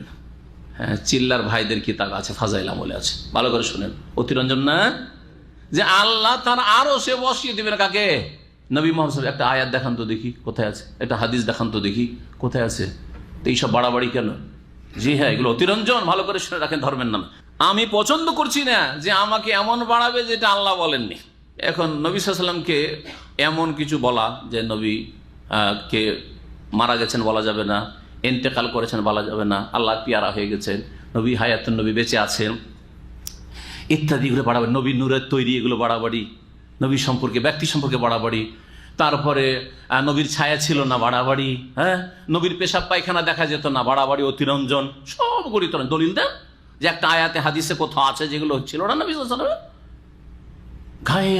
গায়ের জোরে ধর্ম পালন করছেন। এই ছিল বেশ কিছু হাদিস যা বর্ণনা করলাম। আরও একটি হাদিস, ইয়াকুম আল গুলু, তোমরা সাবধান বাড়াবাড়ি থেকে। ফাইন্নাম আহলাকা মান কানা ক্বাবলাকুম আল গুলু ফিদ্দিন, তোমাদের পূর্বের জাতিদেরকে ধ্বংস করা হয়েছিল তাদের ধর্মের ক্ষেত্রে বাড়াবাড়ির কারণে। ধর্মের ক্ষেত্রে বাড়াবাড়ির কারণে। চরমপন্থী যারা বলছিলাম, জঙ্গিদের কথা। জেহাদ করা সরকারের কাজ, সরকার ছাড়া জেহাদ হয়নি। আবু বকরের খেলাফতিতে অন্য কেউ জেহাদের ঘোষণা করেনি, তাই না? ওই যে যারা যাকাত অস্বীকার করেছিল তাদের বিরুদ্ধে জেহাদের ঘোষণা কে করেছিলেন? ওমর, আলী না উসমান? আবু বকর রাদিয়াল্লাহু তাআলা আনহু আজমাইন, তিনি করেছিলেন, আর কেউ করেনি। হ্যাঁ, যখন শাসক খলিফা ঘোষণা করলেন তখন জনগণ যারা আছে তারা সাথে আছেন, তারা একমত, এটা ঠিক। কিন্তু এই পোলামান বেরিয়ে যাবে স্কুল কলেজের আর মাদ্রাসার, বলবে যে আমরাই এখন বেরিয়ে গেছি মুজাহিদ আমরা। এটা হচ্ছে অতিরঞ্জন, বাড়াবাড়ি, গুমরাহি, ভ্রষ্টতা, জাহান্নামের পথ। এই জন্য এদেরকে নবী সাল্লাল্লাহু আলাইহি ওয়াসাল্লাম খারিজি বলেছেন, খাওয়ারেজ বলেছেন, এদেরকে বলেছেন কেলাবুন্নার, জাহান্নামের কুকুর বলেছেন, এদেরকে কঠোর শাস্তির কথা বলেছেন। এদের সম্পর্কে বলেছেন লাইন আদরাকতুহুম লাআকতুলান্নাহুম কাতলা আদ, এদেরকে যদি পেয়ে যাই তাহলে সবগুলিকে আমি হত্যা করবো, সবগুলিকে হত্যা করবো। নবী সাল্লাল্লাহু আলাইহি ওয়াসাল্লাম খারেজিদের বিরুদ্ধে, জঙ্গিদের বিরুদ্ধে নিজে জিহাদ করতে চেয়েছেন। ওরা কি জিহাদ করে? ওদের বিরুদ্ধে নবী জিহাদ করতে চেয়েছেন, ওদেরকে হত্যা করতে চেয়েছেন। সুতরাং আর এই দলটি প্রথম বেরিয়েছিল আলী রাদিয়াল্লাহু তাআলা জামানায়। আলী রাদিয়াল্লাহু তাআলাকে খুন করেছে খারেজিরা, মুসলিমদের বিরুদ্ধে এরা লড়াই করেছে। জি হ্যাঁ, আর এই খারেজিগুলো আজকাল মুসলিমদের বিরুদ্ধে, মসজিদে বোম রাখে, তার মসজিদের হাটে বাজারে বোম রাখে, মুসলিম দেশে বেশি ডিস্টার্ব করে। কোনোদিন শুনেছেন যে ইসরায়েলে ডিস্টার্ব করেছে কে? সৌদি আরব, বাংলাদেশ, হ্যাঁ। কোনোদিন শুনেছেন নেপালে করেছে? না। আর সেখানে করলে কি জায়েজ? তাই বলে না, জায়েজ নাই, এইভাবে জায়েজ নাই, আপনাকে বলা হয়নি এগুলো করতে। আর জিহাদ এইরকম নয় যে যেখানে সেখানে এমন জায়গায় করো যেখানে দোষীও মরবে, নির্দোষীও মরবে, ভালো মানুষও মরবে, তোমাকে এগুলো কাজ দেওয়া হয়নি। তোমার দায়িত্ব, তোমার যেগুলো সেগুলো আদায় করা, সেগুলো পালন করা তৌফিক নেই তাদের। আল্লাহ পাক যেন এই সব গুমরাহ থেকে বেঁচে থাকার তৌফিক দান করেন। সুতরাং এক শ্রেণীর লোকেরা জিহাদ জিহাদ জিহাদ করছে, আজকাল জিহাদ, এই জিহাদ নেই, আসলে এরা গুমরাহ, পথভ্রষ্ট, এরা খারেজি, এদের থেকে সাবধান থাকবেন। তারপরে আল্লাহ রাব্বুল বলছেন যে কেউ তো ভাবতে পারে যে ঈসা আলাইহিস সালাম এত বড় ব্যক্তিত্ব, তিনি আবার আল্লাহর গোলাম কি করে হইতে পারেন? মুহাম্মদ রাসূলুল্লাহ এত বড় রসুল আবার আল্লাহর দাস, আল্লাহর গোলাম কি করে হইতে পারে? ফেরেশতারা আল্লাহর সাথে কথা বলছে, আল্লাহর মজলিসে বসছে, আল্লাহর আরশের পাশে বসছে, তারা 7 আসমানের উপরে, এরা আল্লাহর গোলাম কি করে হইতে পারে? যারে মূর্খ, আল্লাহ ছাড়া সব হচ্ছে আল্লাহর গোলাম। আল্লাহ ছাড়া যা কিছু আল্লাহর সৃষ্টি সব হচ্ছে আল্লাহ পাকের দাস, গোলাম, তারা অসহায় আল্লাহর কাছে। জি, তাই আল্লাহ বলছেন লা ইয়াস্তানকিফাল মাসিহু আন ইয়াকুনা আবদান লিল্লাহ। মসিহ ঈসা আলাইহিস সালাম লজ্জা বোধ করতেন। ইস্তিনকাফ মানে লজ্জা বোধ করা, ইস্তেনকাফ মানে তুচ্ছ জ্ঞান করা, নিজেকে তুচ্ছ মনে করা, হেও মনে করা, আরে আমি আবার অমুকের গোলাম হয়ে যাব। যেমন আমরা অনেকে আছেন, যদি টি বয় না হয়, ধরেন ড্রাইভার, আপনার কোম্পানির কি ড্রাইভার, ও টি বয় নয় কিন্তু চা দেওয়ার লোক না, যদি ও ড্রাইভারকে বলে চাটা নিয়ে আসো, তো তার মানানি হলো, আমাকে চা আনতে বলে, মানে বলে না, বলে না, এটা তুচ্ছ জ্ঞান করা। আরে আমি কি চা আনার জন্য আছি নাকি? ঠিক না? অনেকে আছেন এখান থেকে বলে যে পানি নিয়ে আসো, আরে ভাই আমি তার শুনতেছি, আমি পানি আনবো, মানে ঠিক না? আমি বললো হয়তো না, আমার সাথে এরকম করবেন না হয়তো, মাশাআল্লাহ জাযাকুমুল্লাহ খায়র। কিন্তু কথা হচ্ছে যে অনেক ভাই, আরেক ভাই বলছে যে জানো ওই কার্টুনটা নিয়ে আসেন, তুমি কি আবার, তুমি আবার কি, যাও তুমি নিয়ে আসো। হতে পারে না, পারে না? তুচ্ছ জ্ঞান করা এই কাজকে, এইটা আমার জন্য সাজে না যে আমি কি করব, এই কার্টুন বই নিয়ে আসো। অনেকেই ইসলামী সেন্টার আসে না, অনেক শিক্ষিত ডাক্তার ইঞ্জিনিয়ার হয়ে গেছে, বিশেষ করে বাঙালি জাতি যদি ডাক্তার ইঞ্জিনিয়ার হইতে পারে ইল্লা মাশাআল্লাহ, আর যদি প্রফেসর আর ইমুক তমুক হইতে পারে কিছু শিক্ষিত, আর বড় বড় পুঁজিপতি যদি হইতে পারে, সৌদি আরব ইনভেস্টার হইতে পারে, ইসলামের ধার, আরে ইসলাম শিখবো তো মৌলবাদী যে বলবে, ইসলামিক বই বাড়িতে থাকবো তো মৌলবাদী যে হয়ে যাব, না না না, ইসলামী সেন্টারে যাব, তাহলে তো ওখানে তো নিচে বসে, ওই তো গরিবগুলো দেখি ওই আমামা কোম্পানির ক্লিনার বসবো, ওর পাশে বসবো, এটা চলে না, তাই না? নিজেকে মনে করে যে এটা আমার জন্য হতেই পারে না, তুচ্ছ জ্ঞান করা, জি, অন্যকে যে কাজটা তাকে দেওয়া হচ্ছে বা যে অবস্থাটা তার সামনে আছে এটাকে তুচ্ছ জ্ঞান করা। তো কেউ তো মনে করতে পারে যে ঈসা আলাইহিস সালাম আল্লাহর গোলাম, এটাকে তুচ্ছ জ্ঞান করবেন না, ফেরেশতারা আল্লাহর গোলাম হবেন, এটাকে তুচ্ছ জ্ঞান করবেন। অনেকে বেশি শিক্ষিত হইলে নাস্তিক মার্কা, আরে সিজদা করবে, আবার কপালকে মাটিতে রেখে দিতে হবে, এটা কাজ মোল্লাদের কাজ, হুজুরদের কাজ, এগুলো আমার কাজ না, ঠিক না? তুচ্ছ জ্ঞান করা এই কাজটি, ইবাদত বন্দেগীকে, নামাজ পড়াকে তুচ্ছ জ্ঞান করা, রোজা রাখাকে তুচ্ছ জ্ঞান করা। আল্লাহ পাক বলছেন, হে আদম সন্তান, অবাধ্য নাফরমান, তোমরা তুচ্ছ জ্ঞান করতে পারো দিন মানাকে আর ইবাদত বন্দেগী করাকে, কিন্তু শুনে রাখো ঈসা আলাইহিস সালাম আল্লাহর বান্দা হতে নিজেকে তুচ্ছ জ্ঞান করেন না যে আমি এটা হইলে ছোট হয়ে যাব, হে মনে করেন না এই কাজটিকে, এবার লজ্জাবোধ করেন না, যেটা অর্থ করেন না কেন। আর কি ওয়ালাল মালাইকাতুল মুকাররাবুন, এমনকি নৈকট্য প্রাপ্ত ফেরেশতারা, মালাইকাও তুচ্ছ জ্ঞান করে না যে আল্লাহর আমরা কি করে গোলাম হয়ে যাব, আরশের পাশে বসে আল্লাহর গোলাম, মানে আল্লাহর সহযোগী, আল্লাহর হেল্পার, আল্লাহর আবার গোলাম কিসের? না না, কখনো তারা এটাকে তুচ্ছ জ্ঞান করে না। ওয়ামাইয়াস্তানকিফ আন ইবাদাতিহি, কেউ যদি আল্লাহর ইবাদতকে তুচ্ছ জ্ঞান করে, হে মনে করে, ওয়ায়াস্তাকিবের এবং অহংকার করে, এতে লজ্জাবোধ করে, ফাসায়াহশুরুহুম ইলাইহি জামিয়া, তাদের সকলকে আল্লাহ পাক শীঘ্রই সমবেত করবেন বিচার দিবসে আসামির কাঠগড়ায়। ফাআম্মাল্লাযীনা আমানু ওয়া আমিলুস সালিহাত, পক্ষান্তরে যারা ঈমান নিয়ে আসবে এবং সৎকর্মশীল হবে, ফায়ুয়াফিহিম উজুরাহুম, তাদেরকে আল্লাহ তাদের প্রতিদান পূর্ণ মাত্রায় দেবেন, ওয়া ইয়াজিদুহুম মিন ফাদলিহি, এবং তার অনুগ্রহ থেকে অতিরিক্ত দেবেন তাদেরকে। কি দেবেন? তাদেরকে আরো বেশি দেবেন তার অনুগ্রহ থেকে। বেশিটা কি? আল্লাহ তাদের পুরস্কার দিলেন, ভালো আমল করলেন, ইমানের সাথে আল্লাহ পুরস্কার দিলেন, জান্নাত পেলেন, তাই না? আর তারপরে জান্নাতের পরে আল্লাহ বলছেন তাদেরকে আল্লাহ তার অনুগ্রহ থেকে আরো অতিরিক্ত দেবেন, হ্যাঁ, বেশি দেবেন। এই বেশিটা কি? এই আয়াতের তাফসিরে অনেক তাফসিরকাররা বলেছেন এই বেশিটা হচ্ছে সুপারিশের, হ্যাঁ, অনুমতি দেবেন, শাফাতের অনুমতি দেবেন। শেষ নবী ছাড়া অন্যান্য নবীরা শাফাত করবেন, তারপরে আল্লাহর নেক বান্দা যারা কোরআন সুন্নাহর অনুসারী, ভালো করে, আবার বিদাতি পীরেরা নয়, নিজে নিয়েই তো কোথায় যাবে আল্লাহ ভালো জানে। শিরক আর বেদাতে ধর্ম পালন করে গেছে, তাদেরই যে দশা কি হবে। আর ওই পীরেরাকে সুপারিশকারী আর বড় বড় জাহাজ নিয়ে চলে আসবে আশা করে বসে আছেন, ওদের খবর যে কি হবে আল্লাহ ভালো জানে। সেই দিন বুঝতে পারে, এখন তো আর কিছু বোঝা যাবে না। হ্যাঁ, এই জগতে তো আর জানতে পারছেন না যে তাদের কি দশা হচ্ছে দুনিয়া থেকে যাওয়ার পরে কবরে, তখন বুঝতে পারবেন ভালো করে। শোনেন ভালো করে, কিন্তু কোরআন শোনান অনুসারী নেক আমলকারী যারা, হ্যাঁ, তারা নবী রসুল না হলেও তাদেরকে আল্লাহ শাফাতের সুযোগ দেবেন, অনুমতি দেবেন যে তুমি যদি মনে করে যে কোনো মানুষ ভালো ছিল এবং তাদের কিছু অসৎ আমলের জন্য জাহান্নামে যাচ্ছে বা আযাবে লিপ্ত হচ্ছে, তাদেরকে তুমি শাফাত করে নিয়ে যাবে। আল্লাহর অনুমতি ছাড়া শাফাত হবে না, তো আল্লাহ পাক তাদেরকে অনুমতি দেবেন। কেউ 2, 4, 10 জনের করবে, কেউ 50 জন করবে, কেউ 1000 জন করবে, কেউ আরো বেশি করতে পারে। এটা স্বীকৃত শরীয়ত দ্বারা, কোরআন এবং হাদিস দ্বারা প্রমাণিত। এই আয়াতের তাফসিরে অনেক তাফসিরকাররা বলেছেন, এই আয়াতের তাফসির এটা বলা যেতে পারে জান্নাত পাওয়ার পরে আরো অতিরিক্ত তার অনুগ্রহ থেকে দেবেন, মানে আল্লাহ পাকের দিদার দর্শন, রুয়াতুল্লাহ, আল্লাহ পাকের দিদার। যেমন অন্য আয়াতে বলে ইল্লাযিনা আহসানুল হুসনা ওয়া জিয়াদা, জিয়াদা মানে ওই যে আল্লাহ বোনাস ফাও দিবেন, ওই ফাওটা হচ্ছে জান্নাতে আল্লাহ পাকের দিদার, যেটা সবচেয়ে বড় নিয়ামত হবে জান্নাতের। এইরকমই ওয়ালাদাইনা মাজিদ, আল্লাহ সূরা কাফে কি বলেছেন, আমার কাছে অতিরিক্ত বোনাসও আছে, বোনাসটা হচ্ছে রুয়াতুল্লাহ, আল্লাহ পাকের দর্শন। ওয়াম্মাল্লাযিনা ইস্তানকাফু, পক্ষান্তরে যারা লজ্জা বোধ করবে, ইবাদত করতে লজ্জা লাগে, দিন শিখতে লজ্জা লাগে, ইসলামী সেন্টারে আরে আমাদের জন্য আলাদা ক্লাস হইতে হবে। একটা ইসলামী সেন্টারে কিছু দায়ী ভাইয়েরা কোর্স শুরু করেছে, বলছে শুধু ডাক্তার আর ইঞ্জিনিয়ার, আর কাউকে বসতে দেবো না। কথা বলছেন, সেটা তাদের তরিকা, আমার তরিকা না। আমার তরিকায় যদি তোমার ইসলাম শেখা গরজ থাকে, আমার গরিব ক্লিনার যেখানে বসবে সেখানে তোমাকে বসে শিখতে হবে।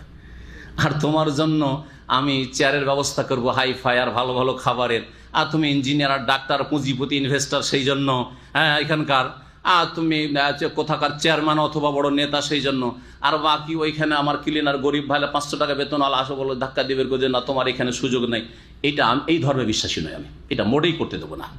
ইমাম বুখারী রাহমাতুল্লাহ আলাইহি আমার জন্য রাসূলুল্লাহ সাল্লাল্লাহু আলাইহি ওয়াসাল্লাম পরে আদর্শ। রাসূলুল্লাহ সাল্লাল্লাহু আলাইহি ওয়াসাল্লাম মজলিসে এরকম করা হইতো নাকি যে নেতাদের আলাদা বৈঠক আর এই গরিবদের জন্য বেলাল সোহাইব আম্মার এই গরিবদের জন্য আলাদা বৈঠক করা হইতো নাকি? সুতরাং এর অবকাশ নেই, শিখলে শিখেন আর না হলে আপনি রাস্তা ধরেন, যেই রাস্তার জন্য আল্লাহ সৃষ্টি করেছে, হয়তো জাহান্নামের জন্য আল্লাহ সৃষ্টি করে যান সেদিকে যান, কিন্তু সেটা আমার দায়িত্ব না। আপনাকে শেখানোর জন্য আমাদের রাস্তা খোলা আছে সবার জন্য, আসেন আহলান ওয়া সাহলান, বসেন এখানে শিখেন। বোঝা গেছে? ইমাম বুখারী রাহমাতুল্লাহ আলাইহিকে আব্বাসী খলিফা বলেছিল যে আমার ছেলেকে হাদিস পড়াইতে হবে, কিন্তু আমার ছেলে জনগণের সামনে কি করে প্রজাদের সাথে বসবে? আমার রাজপ্যালেসে রাজদরবারের সামনে বসবেন, ভালো একটা মজলিস দেবো রাজপ্যালেসে, ওখানে বসে হাদিস পড়িয়ে দিন আমার বাচ্চাটাকে। ইমাম বুখারী সাথে সাথে কথাকে রিজেক্ট করেছিলেন, এটা হইতেই পারে না। আমি রাসূলুল্লাহর হাদিসকে আমি এইখানে গিয়ে অবমাননা করব আর তৌহিন করব, আমি রাজপ্যালেসে গিয়ে একা একা পড়াইতে যাবো, এটা হবে না। আমার দর্স মসজিদে চলছে, আপনার ছেলে এসে বসবে সকল ছাত্রর সাথে। তো বলছিলাম যে লজ্জা বোধ করবে না দিন শিখতে, ভাববেন না যে আমি MA পাস, আমি ডক্টরেট করে এসেছি, দামাম ইউনিভার্সিটির প্রফেসর, কিং ফাহাদ পেট্রোলিয়ামের সিনিয়র প্রফেসর, আর আমি এই তার সেই অনেক টাকার মালিক, আমি সব গরিবদের সাথে কি করে বসবো? নিজেকে ক্ষতিগ্রস্ত করবেন। ফেরেশতারা লজ্জাবোধ করেন না, আম্বিয়া রাসূলগণ গোলাম হইতে লজ্জাবোধ করেন না, দিন শিখতে লজ্জাবোধ করেননি। পক্ষান্তরে যারা কি করবে, আম্মাল্লাযিনা ইস্তানকাফু, যারা লজ্জাবোধ করবে, তুচ্ছ জ্ঞান করবে আল্লাহর গোলামি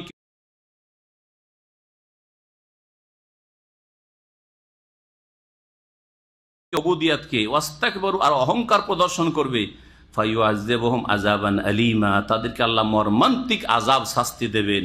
ওয়ালা ইয়াজিদুনা লাহুম মিন দুনিল্লাহি ওয়ালিয়্যা ওয়ালা নাসীরা, আল্লাহ ছাড়া তাদের জন্য কোনো না দোস্ত পাবে, অভিভাবক পাবে, পৃষ্ঠপোষক পাবে, ওয়ালা নাসীরা, না কোনো সাহায্যকারী পাবে।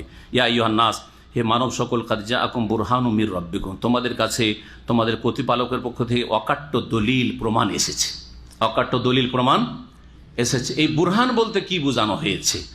প্রথম তাফসীর হচ্ছে বুরহান বলতে এখানে বোঝানো হয়েছে আগমন যেহেতু করেছে বলা হয়েছে, সুতরাং বুরহানের তাফসীর হচ্ছে মুহাম্মদ রাসূলুল্লাহ সাল্লাল্লাহু আলাইহি ওয়াসাল্লাম, তোমাদের কাছে অকাট্য প্রমাণ এসেছে, মানে মুহাম্মদ রাসূলুল্লাহ সাল্লাল্লাহু আলাইহি ওয়াসাল্লাম আগমন করেছেন।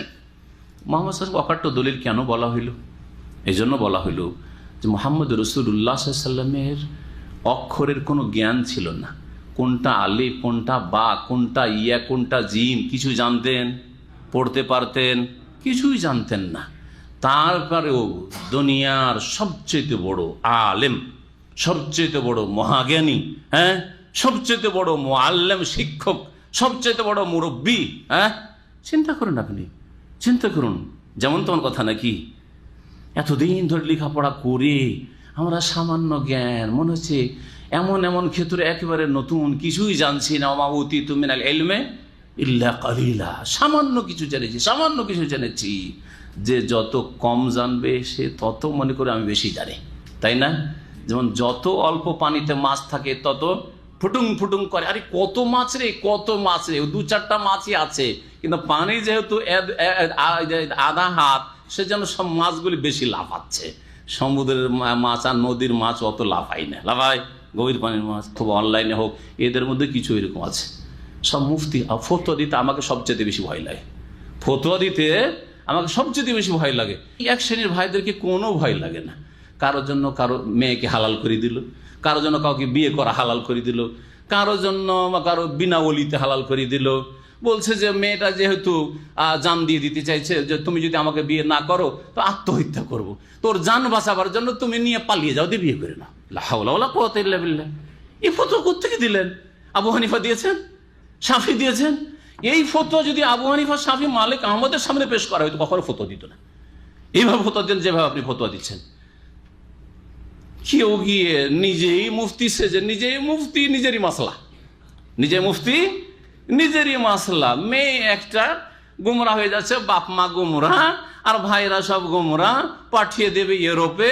আমি ইউরোপে যেতে দেব না, সেজন্য ঢাকা কিসে গিয়ে কোর্টে গিয়ে কোর্ট ম্যারেজ করে নেব। আরে ভাই, আস্তাগফিরুল্লাহ ওয়া আতুবু ইলাইহি, আউযু বিল্লাহ। এত কেন সাহস জাহান্নামে যাওয়ার? এত কেন গুমরাহি? আল্লাহ পাক হেদায়েত দান করেন, আল্লাহ হেদায়েত দান করেন। হ্যাঁ, রোজার মাসলা জিজ্ঞাসা প্রতি বছরে এত পড়তে থাকি, তারপর ফতোয়া দিতে ভয় লাগে। কিন্তু আপনাদেরকে ভয় লাগে না একটু? আল্লাহকে ভয় করেন একটু? কেন ফতোয়া দিবেন আপনি? আলেম নেই, তাদের ফতোয়াগুলি নকল করেন। আমার মতো লোক যদি শাইখ ইবনে বাজ, ইবনে উসাইমিন, আলবানির ফতোয়া নকল করে, হ্যাঁ, ইবনে তাইমিয়ার ফতোয়া নকল করে, ইবনুল কাইমের ফতোয়া নকল করে, আবু হানিফা, শাফি, মালিক, আহমদের ফতোয়া নকল করে, সাহাবীর জন্য আমল নকল করে, তো আপনি কি কোথা থেকে আসলেন যে আপনি এভাবে ফতোয়া দেওয়া শুরু করেছেন? আল্লাহ পাক যেন আমাদের সকলকে হেদায়েত দান করেন। কোনো ক্ষেত্রে ফতোয়া দিবেন না। আর এইরকম ভাবে একটু আগে আমাকে জিজ্ঞাসা, তফসির শুরু করার আগে, যে শেখ এক ভাই জিজ্ঞাসা করতে বলেছে যে একটা মাসলা। তাই আমি বললাম যে সেই লোক সৌদিয়াতে থাকে না বাংলাদেশে? তো বলছে এখানেই থাকে। বলছে ও কি আসতে বলে, কথা বোঝা গেছে? হ্যাঁ, বাংলাদেশ বলে একটা অজুহাত ছিল যে ওখান থেকে হয়তো টেলিফোনের লাইন পাচ্ছেন, আপনি জিজ্ঞেস করলেন, ঠিক। তারপরে আমার ভয়েসটা পাঠিয়ে দেন, হ্যাঁ, আর আপনি আপনার ভয়েসে বলতে গিয়ে 9কে 6 করে দিলেন। 9কে কি করলেন? 6 করে দেন। 9 6 ইংরেজি তো হইতে পারে না, পারে না? হ্যাঁ, চিন্তা করেন। এইরকম ফতোয়া দিচ্ছে যে নবী সাল্লাল্লাহু আলাইহি সাল্লাম অকাট্য দলিল মানুষের জন্য। চিন্তা করেন, যেই লোকটি কিছু জানতো না 40 বছর, সেই লোকটা কোরআন শোনাচ্ছে, এত অলঙ্কারপূর্ণ কিতাব আর অলঙ্কারপূর্ণ বাণী শোনাচ্ছে, অবাক হওয়ার মতো। কোন কবি এইসব রচনা করতে পারে না, কি করে শোনাচ্ছে? নিঃসন্দেহে আল্লাহর পক্ষ থেকে তিনি দলিল, জীবন্ত দলিল, প্রমাণ, বুরহান। নবী সাল্লাল্লাহু আলাইহি সাল্লামকে বুরহান বলা হয়েছে।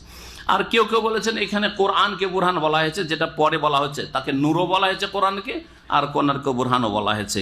ওয়া আনজালনা ইলাইকুম নূরাম মুবিনা, এবং তোমাদের উদ্দেশ্যে আমি অবতীর্ণ করেছি সুস্পষ্ট জ্যোতি, সুস্পষ্ট নূর।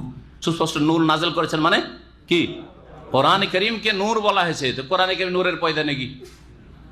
তা আমাদের দেশের এই মূর্খ বিদাতিগুলো যে বলে যে নবী নূরের পয়দা, কারণ কাদ জাআকুম মিনাল্লাহি নূরুন বলা হয়েছে আর এক আয়াতে, সেই জন্য ওখানে নূরের পয়দা। তো এখানে আল্লাহ বলছেন ওয়া আনজালনা ইলাইকুম নূরাম মুবিনা, স্পষ্ট নূর নাযিল করেছি। তো কোরআনটা তাহলে নূর। লাইটগুলো বন্ধ করে দেন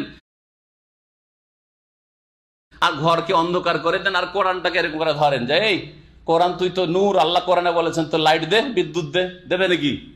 দেবে? তো নূর, নূরের সৃষ্টি না। নূর থেকে পয়দা ফেরেশতারা। আর মানুষ কি দিয়ে পয়দা? মাটি দিয়ে পয়দা, বাসার ভালো করে। আর মুহাম্মদ সাল্লাল্লাহু আলাইহি ওয়াসাল্লাম ফেরেশতা না মানুষ? মানুষ। সুতরাং নবী কিসের তৈরি? মাটির তৈরি। ভালো করে শুনে রাখেন, এটাও একটা কুফরি আকীদা, এটা একটা বড় গুমরাহি নবী সম্পর্কে। এটাও একটা অতিরঞ্জন, গলু, বাড়াবাড়ি, ধর্মের ক্ষেত্রে বাড়াবাড়ি করেন। নবী, হ্যাঁ, নূরের পয়দা, এটা বড় গুমরাহি কথা। আর আল্লাহর নূর বললে বড় শিরক, আল্লাহর অংশ বানিয়ে দিলেন। যেমন খ্রিস্টানরা আল্লাহর পুত্র বলেছে, আর বেদাতি মুসলিমরা আল্লাহর খোদার নূরে রসুল পয়দা। আমরা ছোটকালে গজল মুখস্থ করেছিলাম, বুঝেন তো? গজল কি ছিল? খোদার নূরে রসুল পয়দা ইয়কিন করে জানো। একটা লাইন শুধু মুখস্থ আছে। খোদার নূর বলা ওই খ্রিস্টানদের ধর্ম। এটা খ্রিস্টানরা বলেছে খোদার পুত্র, আর এরা বলছে খোদার নূর। জি হ্যাঁ, আল্লাহ পাক তারপর বলছে ফাম্মাল্লাযিনা আমানু, পক্ষান্তরে যারা ঈমান নিয়ে আসবে আল্লাহর প্রতি, বিল্লাহি ওয়া তাসমাউ বিহি, এবং আল্লাহকে আঁকড়ে ধরবে। আল্লাহকে মজবুত করে ধরতে হবে, আল্লাহর রশিকে মজবুত করে ধরতে হবে, কোরআনকে মজবুত করে ধরতে হবে, আল্লাহর রশি। ফায়াসায়ুদখিলুহুম ফি রাহমাতিম মিনহু, তার পক্ষ থেকে তার রহমতে তিনি প্রবিষ্ট করবেন।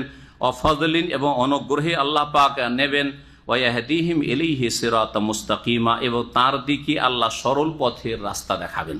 আর একটি আয়াত আছে, কিন্তু এই আয়াতের তাফসীর আমি করেছি, কারো মনে আছে? সূরা নিসার ফার্স্টে যখন আলোচনা শুরু হয়েছিল মিরাসের, মাশাআল্লাহ, মিরাস যখন ভাগ বন্টন, ধন সম্পদের ভাগ, মৃত ব্যক্তির ধন সম্পদ, পরিত্যক্ত ধনের ভাগ বন্টনের আয়াতগুলি যখন শুরুতে রয়েছে, যে এই সূরার ইউসিকুমুল্লাহু ফি আওলাদিকুম লিযাকারি মিসলু হাযিল উনসায়াইন থেকে, তখন ওখানে বলেছিলাম যে মিরাসের আর একটি আয়াত এই সূরা নিসার শেষে আছে, সেটাও এর সাথে বয়ান করে দিই, যাতে করে পারফেক্ট পূর্ণাঙ্গ একটা মিরাসের আলোচনা কোরআন আলোকে হয়ে যায়। সুতরাং এই আয়াতের তাফসীর অলরেডি করা কি হয়ে গেছে? হয়ে গেছে। এখন একটা নতুন কথা শোনাবো, যেটা ওই সময় শোনায়নি। সেটা হচ্ছে কোরআনে কারীমের টোটাল মিরাস সম্পর্কে। মিরাস মানে মৃত ব্যক্তির পরিত্যক্ত ধন। মিরাস মানে ওয়ারিস, মানে তখন বলেছে ওয়ারিস মানে উত্তরাধিকারী, যে ভাগ পাবে। আর মুওয়ারিস মানে মৃত ব্যক্তি, যে ওয়ারিস বানাচ্ছে, সে যাওয়ার কারণে আপনার ধন সম্পদে ভাগ পাচ্ছেন ছেলেমেয়েরা। হ্যাঁ, মুওয়ারিস তিনি বা মুরিস। আর মিরাস মানে হচ্ছে পরিত্যক্ত ধন সম্পদ, যেটা ছেড়ে গেল, টাকাই হোক আর জমি জায়গা বা অন্য কিছুই হোক না কেন। এই মিরাস সম্পর্কে টোটাল কোরআনে কারীমে 4টি আয়াত আছে, মুখস্থ করেন আজকে। 4টি আয়াত আছে। 2টি আয়াত এই আয়াতের শুরুতে, শুরুটা বের করেন একটু, সূরা নিসার দেখেন, আয়াত নম্বর শোনান আমাকে। ইউসিকুমুল্লাহু ফি আওলাদিকুম লিযাকারি মিসলু হাযিল উনসায়াইন, এখান থেকে প্রথম আয়াতে নাম্বার 1 আয়াত, 1 নম্বর আয়াতে ছেলে মেয়েদের এবং বাপ মার হক বয়ান করা হয়েছে। ছেলে মেয়ে কতটা পাবে, শুধু ছেলে থাকলে বা শুধু মেয়ে থাকলে, এক মেয়ে থাকলে কত পাবে, 2 মেয়ে বা ততোধিক থাকলে কত পাবে, ছেলে মেয়ে 2 রকমের সন্তান থাকলে কেমন পাবে, বাপ মা কতটা কি পাবে, এগুলো বয়ান করা হয়েছে। বুঝছেন না? 1 নম্বর আয়াতে। 2 নম্বর আয়াতে স্বামী স্ত্রীর মিরাস ভাগ বন্টন বয়ান করা হয়েছে। হ্যাঁ, ওয়ালাকুম নিসফু মা তারাকা আজওয়াজুকুম, এই বললে, এটা 2য় আয়াত, ওর পরেই বয়ান করা হয়েছে। তাতে কি বয়ান করা হয়েছে? স্বামী এত পাবে স্ত্রী, আর স্ত্রী এত পাবে স্বামীর, তাই না? 3য় আয়াত হচ্ছে এই আয়াতটি।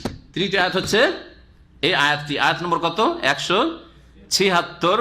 ইস্তাফতুনাকা কুলিল্লাহু ইফতিকুম ফিল কালালা, এই কালালার আয়াত, আয়াতুল কালালা যেটাকে বলে, এটা হচ্ছে 3য় আয়াত। এতে কি বিধান বয়ান করা হয়েছে? এতে এমন মৃত ব্যক্তির বিধান বয়ান করা হয়েছে যার মূলও নেই, শাখাও নেই। কালালা কাকে বলা হয়? এমন মৃত ব্যক্তিকে বলা হয় যেই ব্যক্তির মূল নেই, মানে বাপ মা বেঁচে নেই ওর ইন্তেকালের সময়, আর ছেলে মেয়েও কেউ নেই। কি আছে? হাওয়াসি, সাইডের গুলো আছে, ওসুলও নেই, ফরুও নেই। ফিকার ভাষায় অথবা ফারাইজের ভাষায় বলছি, ওসুল মানে মূল, বাপ মা দাদা দাদিও নেই, আর নিচের দিকে ছেলে মেয়েও নেই, ছেলে মেয়ের ছেলে মেয়েও নেই, কেউ নেই। কি আছে তাহলে? পাশের গুলো, ভাই আছে অথবা বোন আছে, ভাই আছে অথবা বোন আছে, সাইডের গুলো আছে। এই ব্যক্তির ভাগ বন্টন কেমন হবে এখানে বয়ান করা হয়েছে। মানে একজন মারা গেল, তার বোন আছে, 1 বোন আছে কত পাবে, 2 বোন বা তার বেশি আছে কত পাবে, অথবা ভাই বোন সবাই মিলে আছে কত পাবে। এই 3টা অবস্থা বয়ান করা হয়েছে। 4 নম্বর আয়াত, বললাম 4টি টোটাল আয়াত আছে মিরাজ সম্পর্কে, সেটা হচ্ছে সূরা আনফালের শেষ আয়াত। কত নম্বর আয়াত দেখলেন শুরুতে? আয়াত নম্বর 11, শুনে রাখেন, আয়াত নম্বর 11, আয়াত নম্বর 12, দুটো হইল, আর আয়াত নম্বর 176। আর সূরা আনফালের শেষ আয়াত 75 নম্বর আয়াতে শেষ হচ্ছে, ওই 75 নম্বর আয়াত। তাতে কি বলা হয়েছে? এমন ব্যক্তির, এমন মৃত ব্যক্তির কথা বলা হয়েছে যার কেউ নেই বংশের, বাপ মা দাদা দাদিও নেই, নিচের ছেলে মেয়ে আর ছেলে মেয়েদের ছেলে মেয়েও নেই, ভাই বোনও নেই, কেউ নেই, তার মামারা আছে। হ্যাঁ, তার মামারা আছে। এইরকম চাস্তো ভাইটাও নেই, নিজের বংশের নেই, মামারা আছে, মামা তো ভাই আছে। হ্যাঁ, উলুল আরহাম, আরহাম যাদের সাথে রহিমের সম্পর্ক, আত্মীয়তা আছে, কিন্তু নিজের ওয়ারিস নেই, আসাবুল ফুরুজও নেই আর আসাবাও নেই।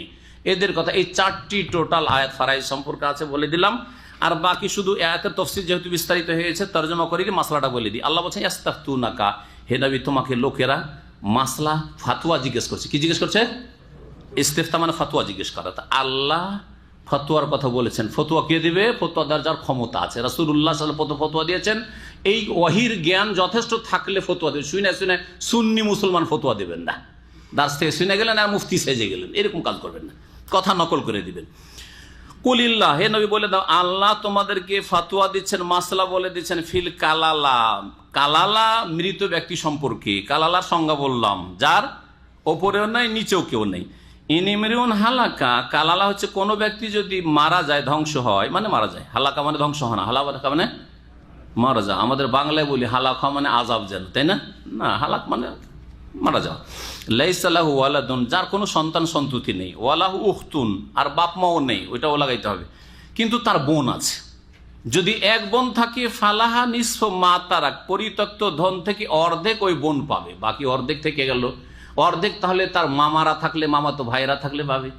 একদল বলছেন, আরেক দল বলছেন না, ওরা পাবে না, যারা জাবিল আরহাম তারা পাবে না, তখন বাইতুল মালে জমা হয়ে যাবে। ইখতিলাফি মাসলা ফুকাহাদের কাছে। আর যদি দুই বোন বা তার বেশি হয়, আল্লাহ পাক বলছেন যে বোন অর্ধেক পাবে। ওয়াহুয়া ইয়ারিসুহা ইন লাম ইয়াকুন লাহা ওয়ালাদ। আচ্ছা, বোন আগে মারা গেল, ভাই আর বোন দুইজন আছে, বোন আগে মারা গেল, তাহলে কি হয়ে যাবে? ওই ভাই যে আছে ও বোনের সব ধনের মালিক হইতে পারবে। হ্যাঁ, ভাই হওয়ার কারণে সে ওয়ারিস হয়ে যাবে, উত্তরাধিকারী হয়ে যাবে। ইন লাম ইয়াকুন লাহা ওয়ালাদ, ওই বোনের যদি কোনো ছেলে মেয়ে না থাকে, শর্ত হচ্ছে বোনের যেন ছেলে মেয়ে না থাকে, কেউ নেই, আমার বাপ মনে।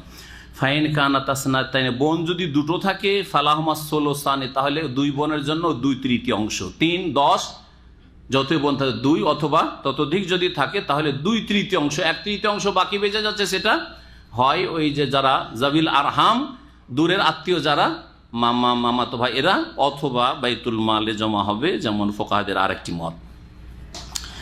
ওয়াইন, তারপরে বলছেন মিম্মা তারা, পরিত্যক্ত ধন থেকে। ওয়াইন খান ইখওয়াতান রিজালান ওয়া নিসান, আর যদি তার ভাই বোন দুই রকম থাকে, যে লোকটি মারা যাচ্ছে তার ভাইও আছে আর বোনও আছে, তখন কিভাবে ভাগ হবে?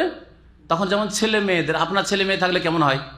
ছেলে দ্বিগুণ আর মেয়ে 1 গুণ, ঠিক ওই রকমই। ফালিজ যাকারি মিসলু হাযিল উনসাইন, তখন ভাইদের জন্য হবে 2 বোনের সমান। অর্থাৎ 400 টাকা যদি থাকে আর একটা ভাই দুটো বোন আছে, তো বোনেরা 100 টাকা করে আর ভাই 200 টাকা।